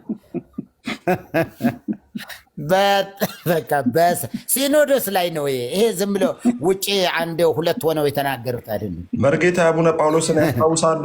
አቡነ ጳውሎስን ልክ እጅጋየው እንዳለ ከሰሷቸው፣ አቡነ ጳውሎስን ማለት ነው። አቡነ ጳውሎስ ልጅ አላቸው ምናምን ብለው ማለት ነው ጳጳሳቱ ሲከሷቸው። ከዛ በእጅጋየው በኩል አቡነ ጳውሎስ ምን አደረጉ? የእያንዳንዱን ጳጳስ ልጆች በእሳቸው ዘመን የነበሩትን፣ እሷ ደግሞ ከነሱ ጋር ግጭቱ ስለነበረች ዞራ መረጃ ወሰደች። እንዳለ ሄዳ ኢንተርቪው አርጋ ብር ሰታ፣ ለልጆቹ ለእናቶቹ ብር ሰታ መረጃ ሁሉ ሰብስባ አምጥታ ለአቡነ ጳውሎስ ሲኖዶስ ስብሰባ ላይ ከወንበሩ እንትኑ ጠረጴዛው ሸልፍ ውስጥ አስቀመጠች። አቡነ ጳውሎስ ከዛ ያዙ ፎቶውን የልጃቸውና የሚስቶቻቸውን።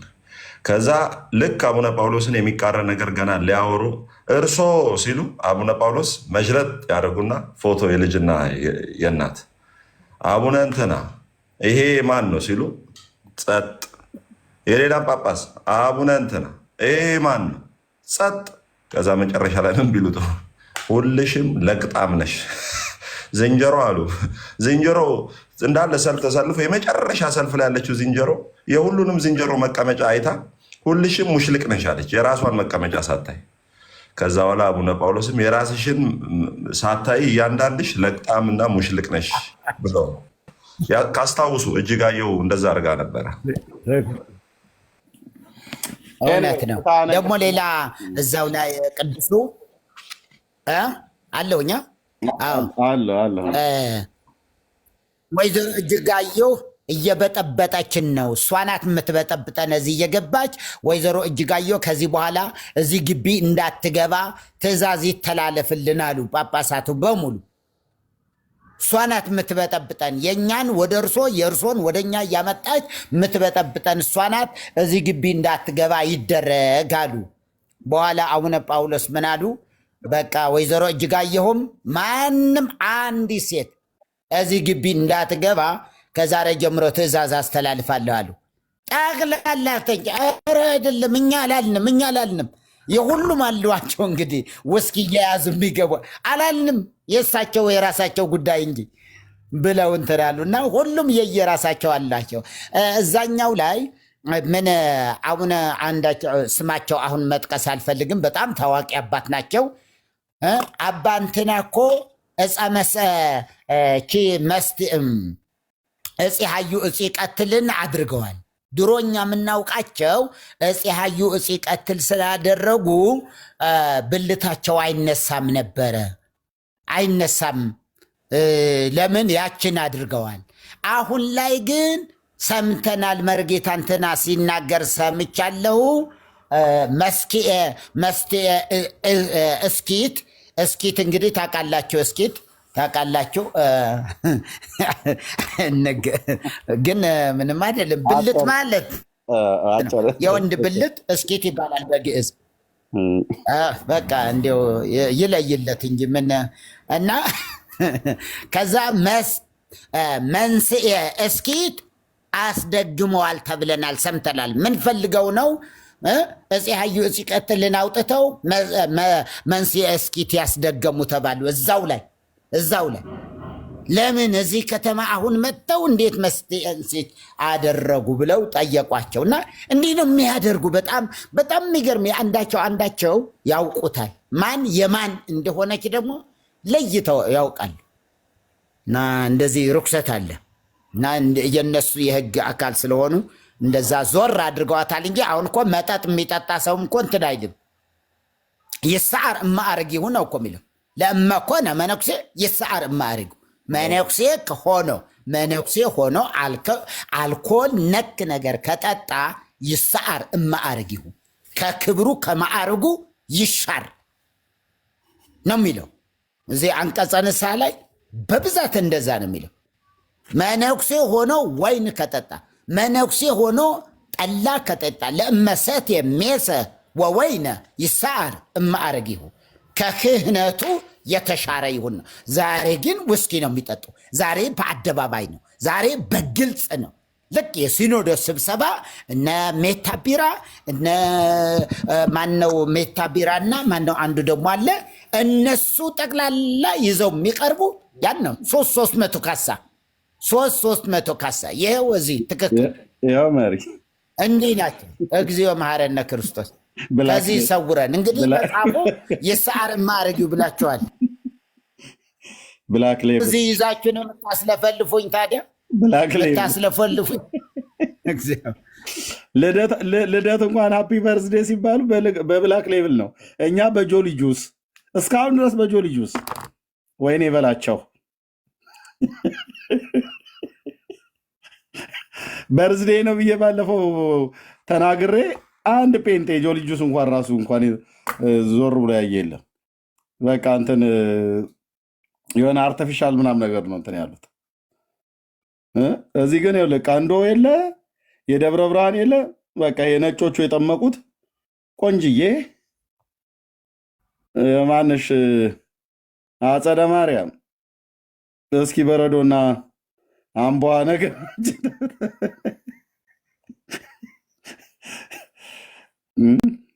ፋሲካ ፋሲካ ፋሲካ ፋሲካ ትንሣኤ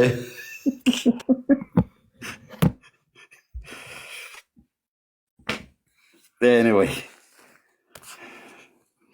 እሺ ባላምበራስ እሺ ይቅርታ ኦኬ ባላምበራስ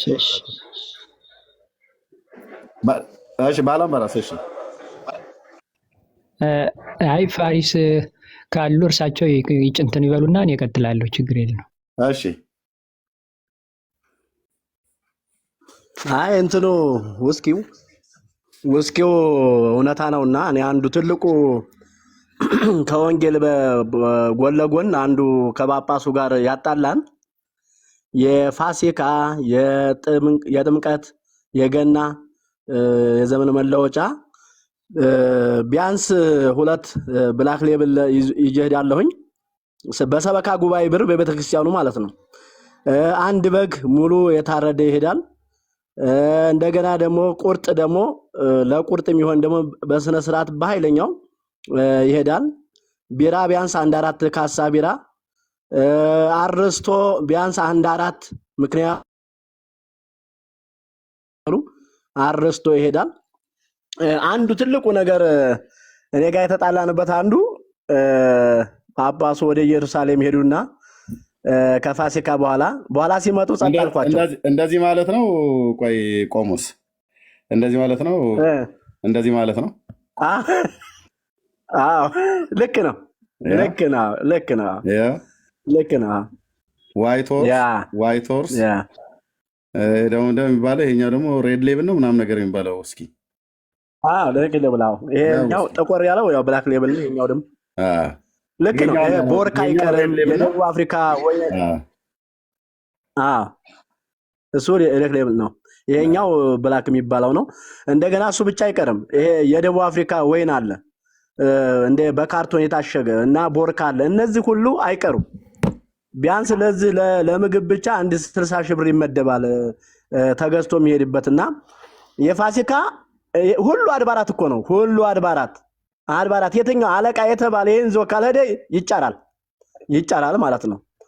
እኔ ያው እዛ አዲስ አበባ ዙሪያ ስለነበርኩኝ ይሄን ስላስቀረውኝ ዋናው አንዱ እንዴት አስቀረው የሚል አንድ እሱ ነውና ሌላው ቄሶች ብልጦች ናቸውና ቅድም ስታነሳ አንድ ነገር ትዝ አለኝና ዛታምረ ማርያም ላይ ምን አለ አንድ ቤተክርስቲያን በአንድ ሀገር ነበር። ያው በአንድ ሀገር ነው የሚለው መቼም ያው ታምሩ ሰውየው አይታወቅም ሀገሩ አይታወቅም።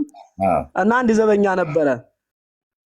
በለታት አንድ ቀን የሌሊት ዝኔት መታው። እንዴት እንዲታረጋለህ ብላ እመቤታችን አንስታ 40 ክንድ ወረወረችው ይላል። ዘወር ይልና እዛው ቀጥሎ ደግሞ በለታት አንድ ቀን አንድ ቄስ ሰሞነኛ ነበር ሊቀድስ አዳሩ ሊሄድ ሲል ሚስቱ አብረን ካላደርክ አትሄድም አለችው ይልና ያድራል። ጧት ቁልፉን ይሰጣል። አልከፈት አለ በሩ ይላል። አልከፈት አለ በሩ። ከዛ ካህናት ተሰብስበው ና ክፈትልን በሩ ሊከፈታ እመቤታችን አልፈቀደችም ያለ አንተ አይከፈትም አሉት። ከዛ መጥቶ ከፈተ። እንግዲህ አንተ ቀድስ ሲከፍት ተከፈተ። ከዛ ቀድስ አሉ። ሲቀድስ እጁ ላይ ብርሃን ይታይ ነበር። እንደውም በኋላ ሲያሳልም በእጁ ሲያሳልም እጉራን ይበራ ነበር። እመቤታችን ያደረገችው ታምር ይህ ነው ይላል። ምን ማለት ነው? ቄሶች ለራሳቸው ይኸው ሴክስ አድርገው ለመግባት የጻፉት ማለት ነው። ይሄ በጣም የሚገርም ማለት ነው። ያኛውሳ ሳያቀው ዝኔት እንግዲህ መታው ወረዲ ዘሩ ፈሰሰ ማለት ነው። ያኛውን ማርያም እንድ ቤተክርስቲያን ግቢ እንዴት ታረጋለህ ብላ ዘበኛውን 40 ክንድ አንስታ ወረወረችው ነው የሚለው። እና በጣም ፌከኞች ናቸው። በጣም ያስቃል ብዙ ነገር ተባረኩ። ሲጽፉ ለራሳቸው አድልተው ነው የሚጽፉት። በጣም የሚገርመው ይሄ ነው። የቅድሙ የቆሞሱ ላይ የነበረው አንድ ጊዜ ካደረገ ከስልጣኑ ይሻራል ቆሞስ። ቄስ ግን አንዴ አድርጎ ሁለተኛው ላይ ካደረገ ነው ከስልጣኑ ይሻራል። የዲያቆኑ ግን ለምን 3 እንዳደረጉት ነው በጣም ግራ ይገባኝ። 3ኛው ላይ ነው ዲያቆኑ ከክህነቱ የሚሻረው። አንዴና ሁለቴ ተፈቅዶለታል። እሺ ባላምባራስ እኔማ እንደው መርጌታ ቅድም ሲሉ እስኪት ሲሉ ትንሽ እያሳቁኝ ነበረና ምን አጋጠመኝ። አንድ አገልግሎት ሆኖ ትልቅ ክብረ በዓል ነበረና ጳጳሳት መጥተው ነበረ። በእውነት በጌታ ፊት ነው የምላችሁና ከዛ ልክ ግማሽ ቅዳሴ እንግዲህ ታውቃለህ ኤርሚ ጻው አካባቢ ሲደርስ አንደኛው ያው ስም አልጠቅስም አንደኛው ሊቀ ጳጳስ ሽንት ያመለጠኛል እና በጣም ክብረ በዓል ክብረ በዓል ስለነበረ በጣም ሰው ሞልቷል። መውጫም ምናምንም የለም። በጣም እንኳን ውስጡ ውጩ ሞልቷልና ምን ይደረግ ሲባል አይ በቃ ያው ኩስኩስት ታውቃለህ አይደል ኤርሚ? የታችኛው ኩስኩስት ከኩስኩስቱ በታች የምናደርገው የለም። ልክ ነው። እሱ ላይ መናጫው ላይ በቃ እዛ ላይ እንትን ይበሉ ተብሎ ጌታ በኢየሱስ በእውነት ነው የምነግርህ። እዚያ ላይ እንግዲህ ቅዳሴ በዚህ በኩል ይቀደሳል፣ በዚህ በኩል እንዲያውም እግዚኦ ጣጥተው መጣው ነው አለ እንዴት እንደሆነ በእውነት ነው የምላችሁ። ከዚያ በቃ ወደዛ ወደ እንትኑ ትንሽ እንዲያይበሉ ይባል ገለል ይበሉ ተብሎ ትንሽ ብዙ ማራቆም እያየን ነው እኛ በቅርብ ርቀት። እዚያ ወደ ዕቃ ቤቱ እዚያው ቤተ መቅደሱና ዕቃ ቤቱ ቅርብና ቅርብ ነውና ከዛ በዛ እንትን አሉ ማለት ነው፣ ተጸዳዱ ማለት ነውና እስከዚህ ድረስ ነው ድፍረታቸው። ምንም በተለይ ጳጳሶቹ ከነጫማቸው የሚገቡ በጣም ድፍረት በጣም ደፋሮች ናቸው ልል ፈልጌ ነው። በተለይ እኔ አስተማሪ ሁሉም ማለት አይደለም ግን ጥቂቶች አሉ። በጣም ጥቂቶች አሉ። አሁን ለምሳሌ እኔ ያስተማሩኝ መምህሬ የትልቅ ሀገር ሊቀ ጳጳስ ናቸው። አሁን ስማቸውንም አልጠራም።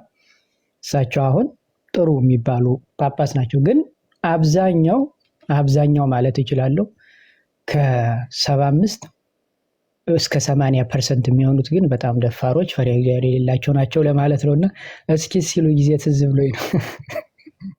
ስንት ጉድ ነው ያለው። እግዚአብሔር ነው ከብዙ እስራት የፈታን። በእውነት አሁንም ህዝባችንን ያስብ። እኛም እንደዚህ ነበር።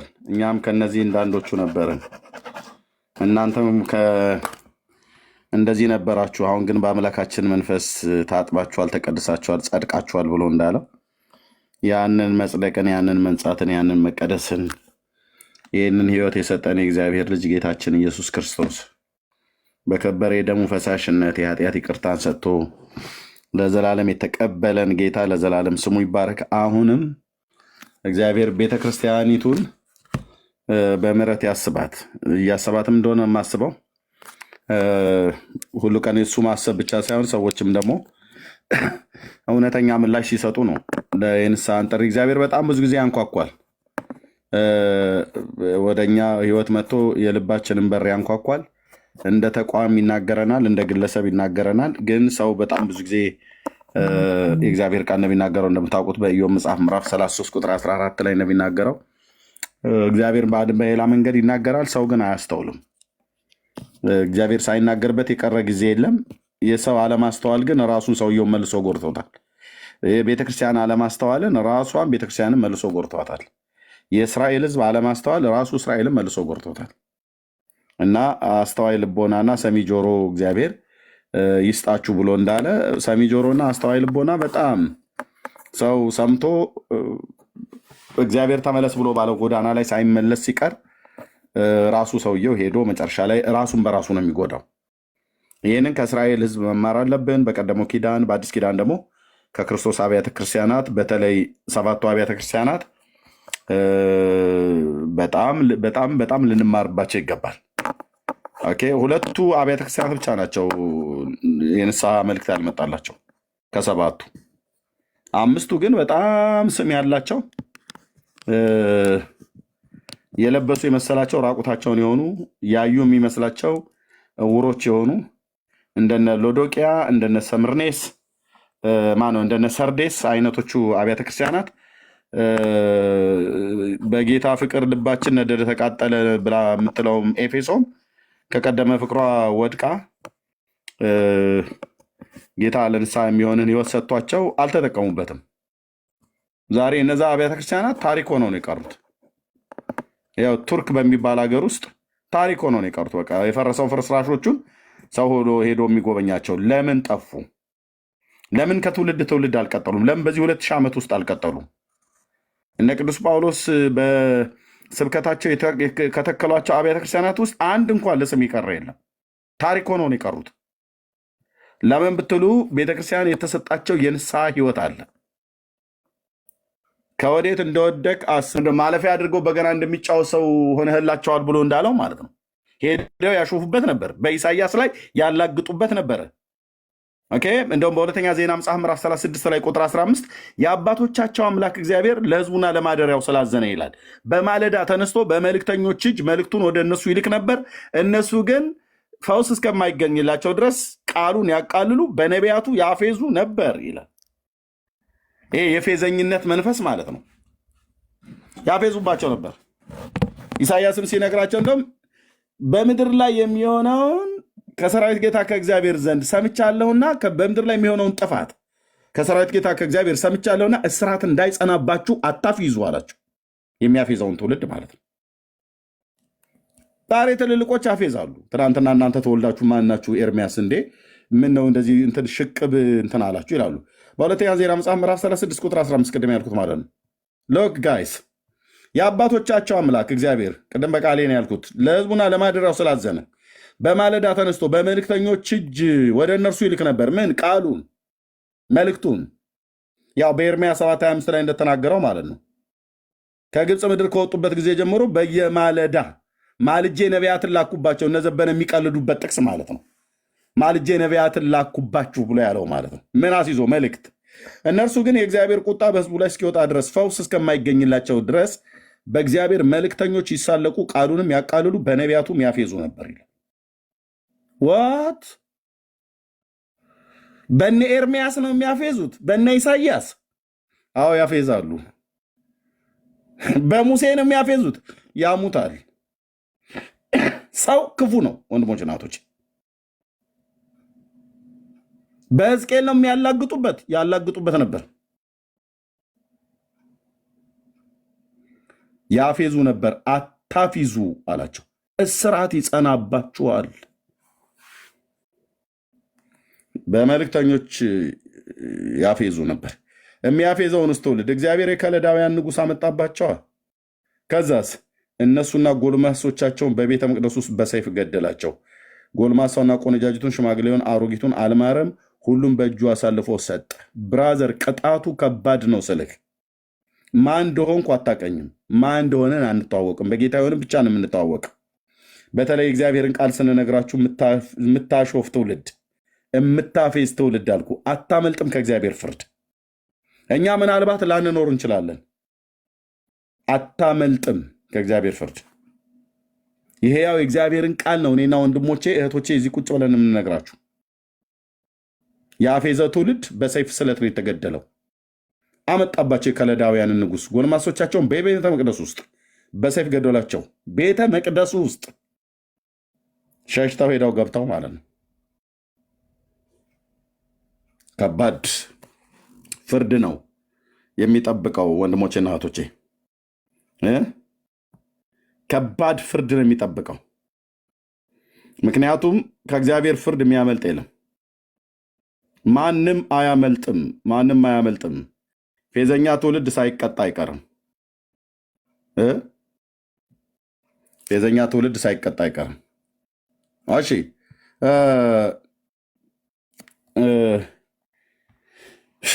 ኢሳያስ 28 20 ጀምሮ እሺ ቁጥር 20 ቁጥር 21 እግዚአብሔርም ስራውን ማለትም እንግዳ ስራውን ይሰራ ዘንድ አድራጎቱንም ማለትም ያልታወቀውን አድራጎት ያደርግ ዘንድ በፐራሲም ተራራ ላይ እንደነበረው ይነሳል። ዋት በፐራሲም ተራራ ላይ ይህን ታሪክ ብቻ የሚያውቅ ያውቀዋል። ብሉይ ኪዳን ያጠና ይነሳል። በገባኦንም ሸለቆ እንደነበረ ይቆጣል። በጣም አደገኛ ቁጣ። ምንድን ነው የሆነው በገባኦን ኮረብታ ላይ? በገባኦን ምንድን ነው ጌታ የተቆጣው? በፐራሲም ተራራ ላይ እንዴት ነበር የተቆጣው? በቁጣው ምን ያህል ሰው አለቀ? የሰራዊት ጌታ እግዚአብሔር ነው ይቆጣል አለ። ከዛስ በኋላ አሁንም አላቸው በምድር ሁሉ ላይ የሚጸናውን የጥፋትን ትእዛዝ ከሰራዊት ጌታ ከእግዚአብሔር ዘንድ ሰምቻለሁና እስራት እንዳይጸናባችሁ አታፊዙ አላቸው። ኢሳያስ ማለት ነው። ያፌዝ ስለነበረ ማለት ነው። እሺ ምን አለህ ደግሞ? እስቲ ጌታ እስቲ ተናገር ደግሞ ነብይ ነኝ ትላለህ አይደል እያሉ ማለት ነው። አንተም ብሎ ነብይ። እስራኤል ይህን አልደፋር ነው። ቤተ ክርስቲያን ይህን አልደፋር ናት። ነገርኩ ብራዘር ወንድሜ ነገርኩ እህቴ። ማንም ሁን ማን የሰው ዘር የሆንክ ማለት ነው የተባረከውን የሕያው እግዚአብሔር መንፈስና ቅዱሱን ቃል ብታቃልል ይኸውልህ እግዚአብሔር የኋልዮሽ ያስኬድሃል አልኩ። የኋልዮሽ ይመልሳል።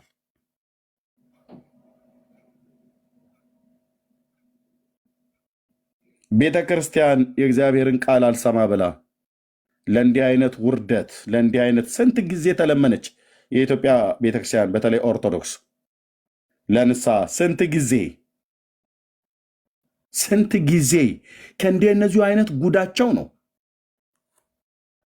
እንቀድሳለን ብለው የሚሉት፣ እናጥናለን ብለው የሚሉት፣ እንባርካለን ህዝብ ብለው የሚሉት የእግዚአብሔር አይንተ እግዚአብሔር ነን ብለው ይላሉ።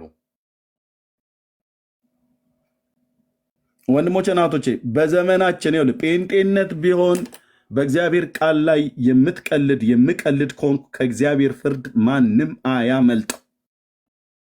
ይሄንን ልብ ብለህ ሰማኝ። ማንም ቢሆን አልኩ። ሕያው አምላክ ለዘላለም የሚኖረው ንጉሥ የያዕቆብ ንጉሥ ወደኋላ ያስኬድሃል አልኩ። ከራራልን ያውም እሱ ነው። ካልሆነስ ነቅሎ ይጥልሃል። ህዝብ ቢሰማህ እግዚአብሔርን ካላከበርን ህዝቡን ከእጅህ ላይ ያስጥለዋል። በህዝብ በፊት ሞገስ አልባ አድርጎ ያስቀራል። ትናገራለህ፣ አትሰማም። ብትሰማም ትናቃለህ። ብትሰማም ንግግርህ ትውልድን አይፈውስም፣ ትውልድን አይመልስም። እግዚአብሔርን የሚያከብር ንግግር ስላይደለ ማለት ነው። እግዚአብሔርን የማያከብር ንግግር ስለሆነ የሕያው የአምላክ የእግዚአብሔርን ቃል እንዴት እንደምታዩ ወንድሞቼ እህቶቼ እንጠንቀቅ። እኔም እናንተም ኦርቶዶክስ የሕያው እግዚአብሔርን አምላክ ቃል እንዴት ነው የምታየው? ለውጣለች እኮ በድፍረት ለውጣለች እኮ። አንተዬ መጽሐፍ ቅዱስን በድፍረት ለውጣለች እኮ። ልውጥ አድርጋ የአምላክን ቃል ሰርዛለች። የአምላክን ቃል እንደ ተራ ሰው ቃል በጣጥሳ ሸራርፋ የማይለውን ይላል የሚለውን አይልም ብላ ይኸውልህ አናቷን እየመታው ነው ማለት ነው። ኦርቶዶክስ አናቷ እየተመታ ነው። ጳጳሳቱ እንግዲህ የሊቃውንት ጉባኤ ሰብሳቢ ናቸው፣ ብፁዕ አቡነ እንድርያስ። ለምን እዚህ ቃል ላይ የተሰራ ሸፍጥ ኢትዮጵያ ላይ መዓት ነው የሚያመጣው። መዓት አትጠራጠሩ። ይሄን ነግራችኋለሁ። አንድ ያልደተ የሚባለ ሰውዬ እየዞረ ይሰጣል። በቤታችሁ እንዳታስገቡ፣ በተለይ የወንጌል አማኞች የሆናችሁ ሰው መጽሐፍ ቅዱስ ግዙልኝ ብሎ ሲል እንዲህ አይነቱ መጽሐፍ ሄዳችሁ እንዳትገዙ። ይሄ 80 አሐዱ የሚባል ኦርቶዶክስ ያበላሸችው መጽሐፍት ነው። ለውጣለች። የሕያው አምላክን የእግዚአብሔርን ቃል ለውጣለች፣ ሰርዛለች፣ ደልዛለች። እውነት ነው ብነግርህ ደልዛለች። የእግዚአብሔር ቃል ላይ ለውጠዋል። የራሷ ልጆች እየጮሁ ነው። ወንጀል አድርጋለች፣ ወንጀል ሰርታለች። እና የእግዚአብሔር ቁጣው ምን ያህል ይሆን ብራዘር? የእግዚአብሔር ቁጣው ምን ያህል ይሆን? ቃሉን ቅዱስ ቃሉን ለውጠህ የተፈራውና የተመሰገነው የአብርሃም አምላክ የእግዚአብሔርን ቃል በቅዱሳን ነቢያትና በቅዱሳት ሐዋርያት የተጻፈ በብዙ ሺህ ትውልዶች መካከል እኛ እጅ ላይ የደረሰውን የሕያው እግዚአብሔርን ቃል ለውጣለች። ስለዚህ መልሱ ንስሐ ባትገባ ኦርቶዶክስ በዚህ መጽሐፍ ጉዳይ ንስሐ ባትገባ እመኑኝ አልኩ የሰራዊት ጌታ እግዚአብሔር ሰዶምና ገሞራን አዳማና ሲባዮን እንዳጠፋው ዘርና ትውልድ ቅሬታ እስከማይቀር ድረስ ባያጠፋም እንኳን እግዚአብሔር አምላክ ብራዘር ትውልዱን ለማስመለጥ ትልልቆችን ያዋርዳቸዋል። ከፍ ያሉትን ዝቅ እንዲሉ ያደርጋቸዋል። ተራ ሰው ሆነው እንዲቀሩ ያደርጋቸዋል። ማንም ይሁን ማንም ፓስተር ይሁን ጳጳስ፣ ቆሞስ ይሁን ራባይ፣ መልአክ እንኳን ቢሆን እኮ አልኩ አይችልም። እንደዚህ ይላል በኤርምያስ መጽሐፍ ምዕራፍ 23 ላይ እግዚአብሔር ቃል ቴንኪዩ ሎርድ የኔ አባት ቁጥር 36 ላይ ለሰው ሁሉ ቃል ሸክም ሆኖበታልና የእግዚአብሔር ሸክም ይሆንበታልና የእግዚአብሔር ሸክም ብላችሁ ከእንግዲህ ወዲህ አትጥሩ። የሰራዊት ጌታ የአምላካችን የእግዚአብሔርን የሕያው አምላክ ቃል ለውጣችኋልና ለውጣችኋልና የሰራዊት አምላካችን የሰራዊት ጌታ የአምላካችንን የእግዚአብሔርን የሕያው አምላክ ቃል ለውጣችኋልና። በምን ለወጡት? በሰው ቃል። በምን ለወጡት? በተረታ ተረት። ይህ ሕዝብ በከንፈሩ ያከብረኛል፣ ልቡ ግን በጣም ከኔ የራቀ ነው። በሰው ስርዓት ትምህርት በከንቱ ያመልከኛል ተብሎ እንደተባለ ማለት ነው። የሕያው አምላክን ቃል ለውጣችኋልና። ታዲያ ምንድነው ውጤቱ? ውጤቱን አብረን እናየዋለና ለነቢዩም እግዚአብሔር ምን መለሰልህ? እግዚአብሔርስ የተናገረው ምንድን ነው ትላለህ? ቃሉን ለውጦ ነቢዩን ግን ምን ተናገረህ ብለህ ትጠይቀዋለህ። ነገር ግን የእግዚአብሔር ሸክም ብትሉ እግዚአብሔር እንዲህ ይላል፣ እኔ የእግዚአብሔር ሸክም አትበሉ ብዬ ልኬባችኋለሁ። እናንተም ይህንን ቃል የእግዚአብሔር ሸክም ብላችኋልና፣ ስለዚህ እነሆ ፈጽሜ እረሳችኋለሁ። እናንተና ለእናንተ ለአባቶቻችሁ የሰጠኋትን ከተማ ከፊቴ እጥላለሁ። ኢየሩሳሌምን ነው እንድትታረስ አሳልፎ የሰጠው አልኩ። ንስሐ ባትገባ ኢትዮጵያ ኦርቶዶክስ ቤተክርስቲያን ከተሞቻችን ሁሉ ጭምር ሊታረሱ እንደሚችሉ አትጠራጠረኝ። ምክንያቱም በዚህን ያህል ልክ የደፈረ በዓለም ላይ እኔ አንድ ቤተክርስቲያን አላየሁም። መጽሐፍ ቅዱስን በመለወጥ በመሰረዝ በመደለስ የሆነ ኮምፒውተር ይራና አንዳንድ ቦታች ላይ ሊኖር ይችላል። ይሄ እኮ ሙሉ በሙሉ ስለዚህ የዘላለምን ስድብ የዘላለም የወራት አይደለም የዘላለምን ስድብ ከቶ ተረስቶ የማይጠፋውን የዘላለምን እፍረት አመጣባችኋለሁ። ምን ነው ጌታ ለምን እንዲህ ታደርጋለህ በህዝብ ላይ? የሰራዊት ጌታ የአምላካችን የእግዚአብሔርን የሕያው አምላክ ቃል ለውጣችኋላ።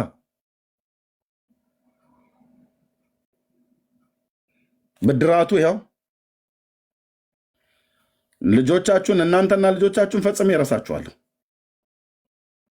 ለአባቶቻችሁ የሰጠኋትን ከተማ ከፊቴ ጥላታለሁ። ኢየሩሳሌምን ማለት ነቀላት እኮ ማደሪያውን እንደ አትክልት ነቀለው ይላል። ለዓይን የሚያምረውን ሁሉ ገደለው ይላል። የታላላቆች ፊት አልታፈረም። ጎበዛዝቱ በወጡበት ነው የቀሩት። የኢየሩሳሌም ከተማ ቅጥር ብቻ ሳይሆን የኢየሩሳሌም የይሁዳ ልጆች የኢየሩሳሌም ሕፃናት በጎዳና ራስ ላይ ተበትነው ከእናቶቻቸው ጡትን ለመኑ ይላል። ሰቆቃው ኤርምያስን አንብበ ያለ እንባ አንብቤው አላቅም ስቲል ናው ከእናቶቻቸው ጡት ለመኑ ይላል። የሚሰጣቸው ግን አልነበረም። የምድረ በዳ ፍየሎች ለልጆቻቸው ጡቶቻቸውን ሰጡ፣ የወገኔ ልጅ ግን ስለምን ይላል። ምላሳቸው ከጉሮሯቸው ጋር ተጣብቆ ሞተ ኢየሩሳሌም አደባባይ ላይ። ለምን?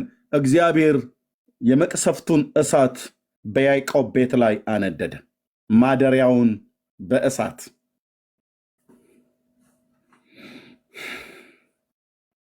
ለምን? የሕያው አምላክን ቃል ጣሉ፣ ለወጡ። ስለዚህ የታመናችሁበትን ለዘላለም ትኖሩበታላችሁ ብዬ ያልኩትን የሰጠኋችሁን ከተማ ኢየሩሳሌምን ማለት ነው ለዘላለም ከፊቴ እጥላታለሁ አለ። እጥላለሁ። የታመኑት ቤተ መቅደስ ላይ እሳት ለኮሰበት ጌታ። ይሄ እግዚአብሔር ቤት ነው፣ ይሄ እግዚአብሔር ቤት ነው፣ ይሄ እግዚአብሔር መቅደስ ነው ብለው በሚሉት ቤት ላይ ማለት ነው። ለምን? የእግዚአብሔር ቃል ነው፣ የእግዚአብሔር ቤት ነው፣ የእግዚአብሔር ቤት ነው፣ የእግዚአብሔር ቤት ነው ይላሉ።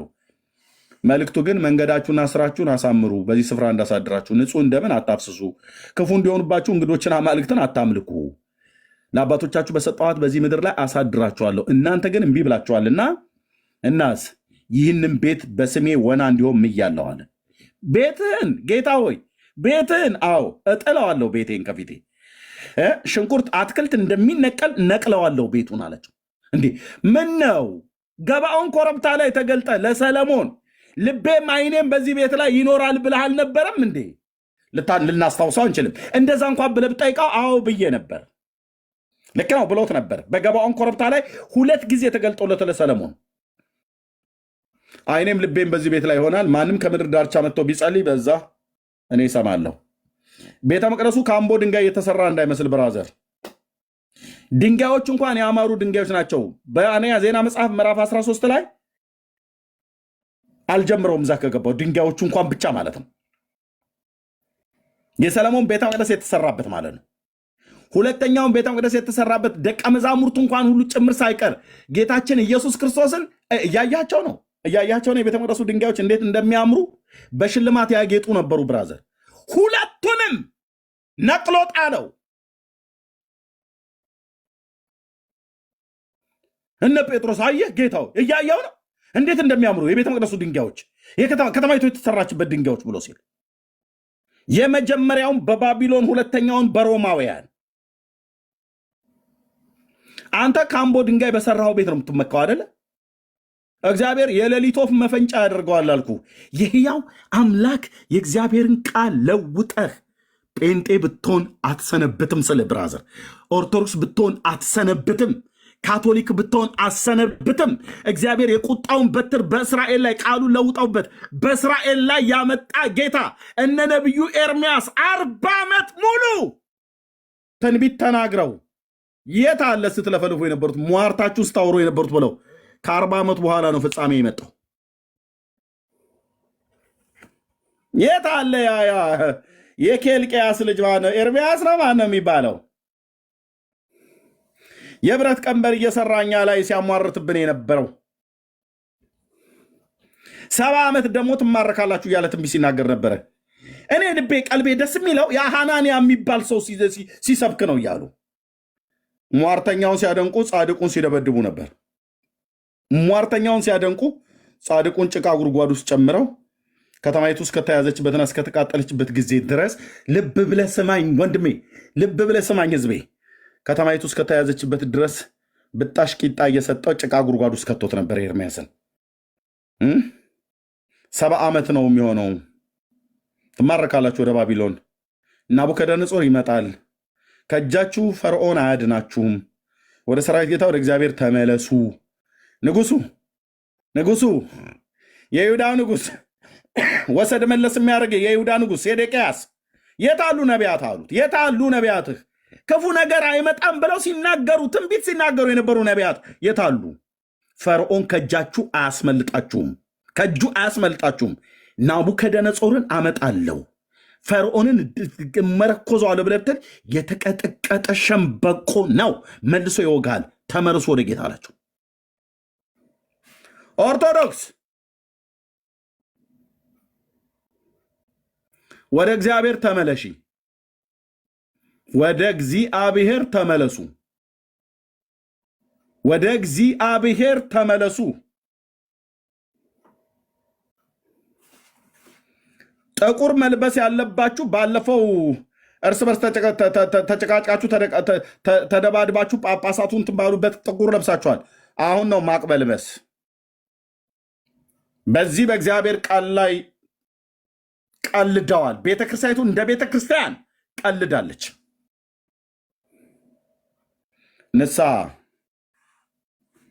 ንስሐ ነው የሚያስፈልገው። የምትተርፉት በንስሐ ነው። የምንተርፈው በንስሐ ነው። እንደ አገር ብለህ ካልከኝ በንስሐ ነው። የእግዚአብሔርን ቃል የለወጠች እስራኤል ታሪክ ሆነው ነበር የቀሩት 1900 ዓመት። አገርም መንግስትም አልባ ሆነው ተበትነው ነበር። ከጌታ እንኳን ዘመን ጀምሮ ስንቆጥር ገና 70 ዓመታቸው እንደ አንድ ሰው ዕድሜ።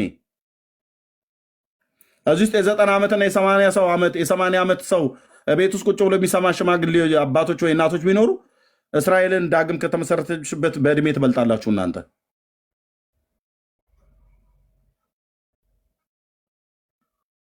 የእግዚአብሔርን ቃል ጣሉ፣ እሱም ለዘላለም ጣላቸው። ብዙ ሺህ ዓመታት አለፈባቸው። 1900 ምናምን ነገር ዓመት 1930 ምናምን ነገር ዓመት ማለት ነው። የአሁኑን 20 ከዚህ ከጨመረን የዛሬ 1950 ዓመት የዛሬ 1950 ዓመት ላይ ነው ቤተ መቅደሱ ሁለተኛ የተቃጠሉ። ሉቃስ ወንጌል መጽሐፍ ምዕራፍ 21 ተፈጻሚ የሆነው ማለት ነው።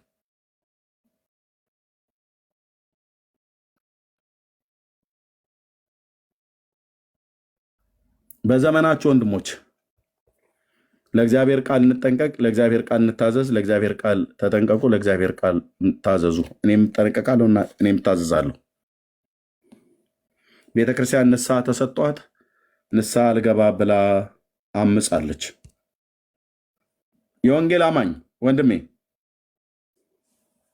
በቤቱ ነው ያለሁት በብርሃን ነው ያለሁት ብለህ የምትለኝ ወንድሜ፣ አዎ በብርሃን ነው ያለው አይደለም ብዬ አልልም። ግን የህይወት ምልልሳችን እንዴት ነው?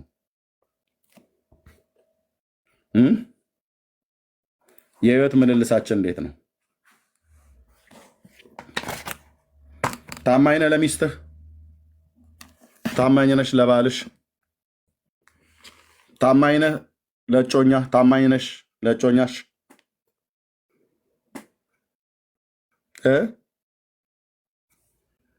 ጴንጤ ስለሆንን ጌታ የሚፈራ እንዳይመስል ብራዘር። ልክ ነው። አንድ ጊዜ ብርሃን በርቶልናል። እውነት ነው። እንደ ብርሃን ልጆች በአግባብ እንመላለሳለን። ካልተመላለስን ጌታ የሚሰጠንን እድል እንዳንጥለው። እንዳትቀልድ፣ በጸጋው ላይ ተደግፈ እኔም እንዳልቀልድ። ለቀለድኑና ለቀለድኑ ነገር የጌታ ምሕረት ይብዛልን። የጌታችን የኢየሱስ ክርስቶስ ደም ከኃጢአት ሁሉ ያነጻልና መንጻትን ያድርግልን። እግዚአብሔርን እጅግ ልንፈራው እጅግ ልናከብረው ይገባል። አባት ከሆንኩ ክብሬ፣ ጌታስ ከሆንኩ መፈራቴ ወዴት አለ ብሎ በባሪያው በነቢዩ በሚልክያስ አፍ የጠየቀ ጌታ ዛሬም ይጠይቃል። ወንድሜ እኔንም አንተንም አንቺንም ይጠይቃል። ቤተክርስቲያንም ይጠይቃል። ዛሬ ክርስቶስ የቤተክርስቲያን ራስ ነው። ጉልላቷም አጥሯም ግርግዳዋም ቆርቆሮዋም እሱ ነው የሚሰብከው። ከበሯም ምናም ነገር ይሉና በመንፈስ ቅዱስ የሚመራ ጉባኤ ይሉሃል። ፈርዶበት መንፈስ ቅዱስ አንዳቸውም እኮ ከመካከላቸው እንኳን የረባ ህልም የሚያዩ የሉ። በህልም እንኳን እግዚአብሔር ቢናገራቸው እንዳያስተውሉ ቅዱሱን ቃሉማ ለውጠውታል። በመንፈስ ቅዱስ የሚመራ ቅዱስ ሲኖዶስ ይላል። እውነት ይመራሉ። እሺ መንፈስ ቅዱስ እየመራቸው ነው። መሪና ተመሪ ሊደማመጥ ይገባል። እንግዲህ በመንፈስ ቅዱስ የሚመራ ከሆነ በእግዚአብሔር መንፈስ የሚመሩ እነዚህ የእግዚአብሔር ልጆች ናቸው ብሏል። ታዲያ ይመራሉ እንዴ እነዚህ ጳጳሳት? በጉን ቀብሬዋለሁ ጠቅላይ ቤተ ክህነት ግቢ ውስጥ ብሎ የሚለውን ይሄ ነው መንፈስ ቅዱስ የሚመራው?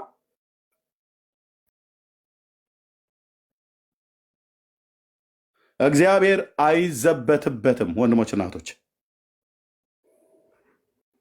እዚህኛም ቤት ያለን እዛኛውን ቤት ያላችሁ እኔም ቤት ቢሆን እግዚአብሔር አይዘበትበትም። ከድፍረቴ ጌታ ይፍታኝ፣ ከድፍረታችሁ እግዚአብሔር ይፍታችሁ፣ ከስህተታችንም እግዚአብሔር ይፍታን። እንደ ቤተክርስቲያንም እንደ ግልም ጌታን ባሳዘንበት በበደልንበት እግዚአብሔር አምላክ ወጥቶ የማይመለስ መንፈስ ስጋ መሆናቸውን አሰበ ይላል በዳዊት መዝሙር ላይ። ማለት ወጥቶ የማይመለስ መንፈስ ማለት ሊገድላቸው ወጥቶ እኮ አይመለስም ነበር። እግዚአብሔር የምህረትን ዘመን ሰጠ። ስጋ መሆናቸውን አሰበና አራራላቸው። እምቢ ባሉት ሰዓት ላይ ኢሳይያስ ሲናገር 63:10 ላይ ከብት ወደ በረት እንደሚነዳ የእግዚአብሔር መንፈስ ወደ እረፍት ይመራቸው ነበር ይላል። ስለዚህ ቅዱሱን የእግዚአብሔር መንፈስ ሲያስመሩት ጠላት ሆነባቸው፣ መልሶም ተዋጋቸው፣ ሬሳቸው በምድረ በዳ ወድቋልና።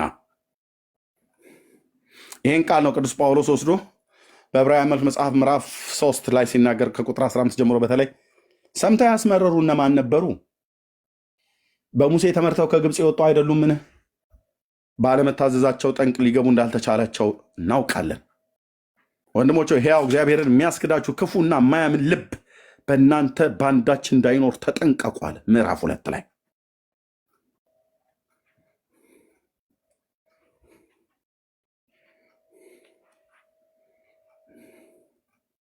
የኢትዮጵያ ኦርቶዶክሳውያን አባቶች ከላይ ያሉ እግዚአብሔር ይናገራችሁ። በእኛ በኩል ቢናገርም አትሰሙም። እግዚአብሔር ራሱ በሚናገርበት መንገድ ይናገር። ግን ብዙ ዘመን ነግሯችሁ አላስተዋላችሁም? እግዚአብሔር በማዋረድ ጀምሯል። ገበናችሁን አደባባይ ላይ ያሰጠዋል። ለብዙ ዘመን ንስሐ እንድትገቡበት የነገራችሁን ቢስል አደባባይ ላይ ያሰጠዋል። የዳዊትን በደልና ኃጢአት አደባባይ ላይ ፀሐይ እንዲሞቅ ያደረገ ጌታ አይተውም አልኩ። በጽድቅ ይፈርዳል። አይኖቹን እንደሚያይ አይፈርድም፣ ጆሮ እንደምትሰማ አይበየንም፣ ግን በጽድቅ ይፈርዳል። ዙፋኑ ጽድቅና እውነት ናቸው። በጽድቅ ይፈርዳል፣ ያላድሎ ይፈርዳል። ንስሐ ነው ለምድሪቱ የሚያስፈልጋት። የሕያው አምላክ የእግዚአብሔር ቃል ተለውጧል። ወንድሞች እናቶች፣ እንዲህ አይነት ውርደት ቢመጣ አይገርምም። የአምላክን ቃል የለወጠ የአምላክን ቃል የማይፈራ ጳጳስ አስማት እየሰራ የእግዚአብሔር ዓይን ነኝ ይለኛል። እግዚአብሔር ምድሪቱን ያስብ። ወንድሞች እናቶቼ፣ በጸሎት ሀገራችንን እናስብ። እናንተም እኔን አስቡ፣ እኔም እናንተን አስባለሁ። ጸጋና ሰላም ይብዛላችሁ። እዚህ ጋር ላቆም ገደዳለሁ። እኩለ ሌሊት ሆኗል። እኔ ጋ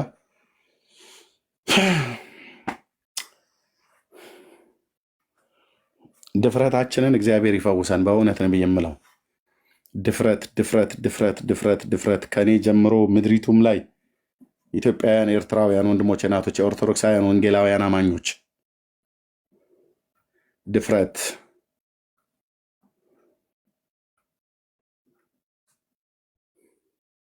ጌታ መሐሪ አምላክ ነው። አንድ እድል እንዲሰጠን ነው መለመን ያለበት። መንገዳችሁና ስራችሁን አሳምሩ ብሎ አላቸው። ማን ነው መንገድን? መንገዳችን መርምርና እንመለስ፣ መንገዳችን መርምርና እንፈትን፣ ወደ እግዚአብሔር የምንመለስ ብሎ ያለ ነቢይ በጥፊ ያሉት። በጥፊ በለው አፉን እያለ ማለት ነው። የተወለደበትን ቀን እስኪጠላው ድረስ መንገዳችንን መርምርና እንፈትን፣ ወደ እግዚአብሔር የምንመለስ። ምን አጠፋ? አሁንም የቁጣው ጽናት ከኛ እንዲመለስ እባካችሁ የጌታን ፊት እንፈልግ በለው። ምታው ይሄን ሰውዬ እያሉ አስቀጠቀጧቸው ነቢያትን፣ አስገደሏቸው ነቢያትን። ማርቆስ ወንጌል መጽሐፍ ምዕራፍ 12 ላይ መጥቶ ጌታ የወይን አትክልት ገበሬው ተከለና ይላል አይደል? ትዝ ይላችኋል። አከራይቶት ወደ ሌላ ሀገር ሄደ። ከወይኑ አትክልት ፍሬ ይሰጡታል ብሎ ገበሬዎቹን ላከ። አንደኛውን አሰሩ፣ ሌላኛውን መቱት፣ ሌላኛውን ደበደቡት፣ አዋርደው ላኩት። መጨረሻ ላይ አንድ ልጅ ነበረውና ወራ ሲልካው የወይኑ አትክልት ገበሬው ባለቤት ማለት ነው። አንድ ልጅ አለ፣ እሱን አይተው ያፍሩታል ብሎ ሲል ኖ እነሱ አያፍሩ፣ አይናቸውን በጨው የታጠበ ደፋር ትውልድ ልጁን አይተው ያፍሩታል አለ። እስራኤል ሊያፍር ኢየሱስን አይተው ሊያፍር በፍጹም። እና ገብቷቸዋል በቅኔ በምሳሌ ሲነገራቸው። አንድ ልጅ ነበረውና እሱን ላከ አይተው ያፍሩታል ብሎ እና ገበሬዎቹ ባዩ ሰዓት ላይ ይሄ ነው ወራሹ ብለው ከወይኑ አትክልት አውጥተው ገደሉት ይላል። እና ምን ያደርጋል? ገበሬው ይመጣል፣ የወይኑ አትክልት ጌታ ይመጣል፣ እነዚህን ገበሬዎች ያጠፋል፣ የወይኑንም አትክልት ለሌሎች ይሰጣል። የጌታ ኢየሱስ ክርስቶስ ስብከት። መምህር ስለኛ ነው እንደምትናገሩ አሉት። አዎ ገብቷቸዋል፣ ገብቷቸዋል። ልክ ነው። ገበሬዎቹን አጠፋ በ70 ዓመተ ምህረት ላይ ሮማውያን። የወይኑ አትክልት ጌታ ማን ነው? እግዚአብሔር አብ። የወይኑ አትክልት ቦታስ ማን ነው? እስራኤል። ምዕራፍ 5 ኢሳይያስ ከ1 እስከ 7። የደስታው አትክልት የይሁዳ ሰዎች ነበሩ። ፍርድን ይተማመን ነበር፣ ጽድቅን ይተማመን ነበር፣ ፍርድንም ይተማመን ነበር። እነሆ ደም ማፍሰስና ጩኸት ሆነ ይላል። ክፋት ከውሃ ማነው? ውሃ ከጉድጓድ እንደሚፈልቅ ክፋት ከመካከሏ የሚፈልቅባት ከተማ ሆነች። ጽድቅ አድሮባት የነበረችው ከተማ ጋለሞታ ሆነች እንዳለው ኢሳያስ ማለት ነው። ገዳዮች አሉባት፣ ብርሽ ወደ ዝገት ተለወጠ አላት። በእንዶድ ብትታጠቢ፣ ለራስሽ ሳሙና ብታበዢ፣ በኃጢአትሽ በእኔ ፊት ረክሰሻል ይልሻል እግዚአብሔር። ወደ እኔ ተመለሽ። እግዚአብሔር የሚናገር ነበር። ተግሳጽን ተቀበይ፣ ወደ እኔ ተመለሽ። አልመለስም ማለች። እንደ ጠገበች የሜዳ አህያ ሆና ማለት ነው። አልመለስም። የወይኑ አትክልት ጌታ ይመጣ፣ እነዚህን ገበሬዎች ያጠፋል፣ የወይኑንም አትክልት ለሌሎች ይሰጣል። መጣ ታዲያ በ70 ዓመተ ምህረት ላይ መጣ ጌታ። ይሄን ቃል ከተናገረ ከ40 ዓመት በኋላ መጣ። የወይኑ አትክልት ጌታ ላከ። ጥፋተኝ አጥፊዎችን፣ አውዳሚዎችን ላከ። ሮማውያንን አጠፋ፣ የአይሁድን ህዝብ። እናስ የወይኑን አትክልት ኢየሩሳሌምን፣ ይሁዳ፣ ምድሪቱን ለሌሎች ይሰጣ እንዳለ ሰጠ። ለነማ? ሞዓብ፣ ማነው ጆርዳን፣ ግብፅ፣ ፍልስጤም፣ ሶሪያ፣ ሊባኖስ ተቀራመቱት። በ1967 ዓ ም ነው ያስለቀቁት የስድስቱ ቀን ጦርነት። እየሰማኸኝ ነው ወይ? የዛሬ 2000 ዓመት ጌታ የተናገረው የዛሬ 1930 ዓመት ላይ ቤተ መቅደሱ ሲፈርስ ሮማውያን የአይሁድን ሕዝብ በሉቃስ ወንጌል መጽሐፍ ምዕራፍ 21 ላይ ሲበትኗቸው ያኔ የሆነ ያኔ የተወሰደ ምድር የወይኑንም አትክልት ለሌሎች ይሰጣል አለ። ከተማይቱ ለሌላ ተሰጠው። መስጊድ እስኪሰራበት ድረስ የእግሩን መረገጫ ሁሉ አላሰበውም፣ ለሌሎች አሳልፎ ሰጠ። ሉቃስ ማርቆስ 12 ነው የተፈጸመው። ወንድሞች ናቶች ይመጣል፣ እነዚህን ገበሬዎች ያጠፋል። አንድ ልጅ ላከ፣ እሱን ደበደቡት አይደል? ከወይኑም አትክልት አውጥተው ገደሉት ይላል። ከኢየሩሳሌም ከተማ ውጭ ማለት ነው። ይሄ ርኩስ ሰው ብለው ገደሉት ጻድቁን ጌታ። ደሙ በእኛና በልጅ ልጆቻችን ላይ ይሁን ብለው እየጮሁ አቧራ እየበተኑ እየተሳደቡ እየተራገሙ አፍጥነው ጲላጦስ አፍጥነው ግደለው፣ እባክህ ግደለው፣ ይህን ሰውዬ ስትገድለው ነው አንጀታችን ቅቤ የሚጠጣው አይነት ነገር እያሉ ተቆጣ አባት እግዚአብሔር አብ። አላወቁም። የመጽሐፍ ቅዱስ ተማሪዎች እንደሚናገሩት ከ1 ሚሊዮን ሕዝብ በላይ አይሁዳውያን ነው ቤተ መቅደስ ውስጥ ተቀጥቅጠው የተገደሉት። ሁለተኛው ቤተ መቅደስ በ70 ዓመተ ምህረት ላይ ሲያፈርሱት ሮማውያን ወርቃቸውና ብራቸውን ሁሉ በቤተ መቅደሱ ድንጋዮች ሁሉ ጭምር ሁሉ ደብቀውት ነበር አሉ። እሱን ያንን ብርና ወርቅ ለማግኘት ብለው ድንጋዩን ክትክት ነው ያደረጉት አሉ። የቤተ መቅደሱ እንኳን ፍርስራሹ እንኳን እንዳይገኝ ድንጋይ በድንጋይ ሳይፈርስ በዚህ አይቀርም የመጎብኛሽን ዘመን አላወቅሽምና ብሎ እንዳላት ማለት ነው። የኢትዮጵያ ቤተ ክርስቲያን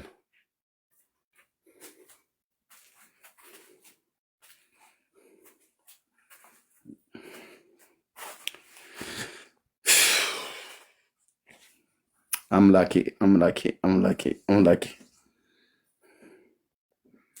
አምላኬ አምላኬ እግዚአብሔር ጻድቁ ማንም አይቆምም። የዛን ቀን ዘባች አይኖርም። ማንም አይቆምም። በፍርድ ቀን ማንም አያመልጥም። እግዚአብሔርን የፈሩ ብቻ ያመልጣሉ።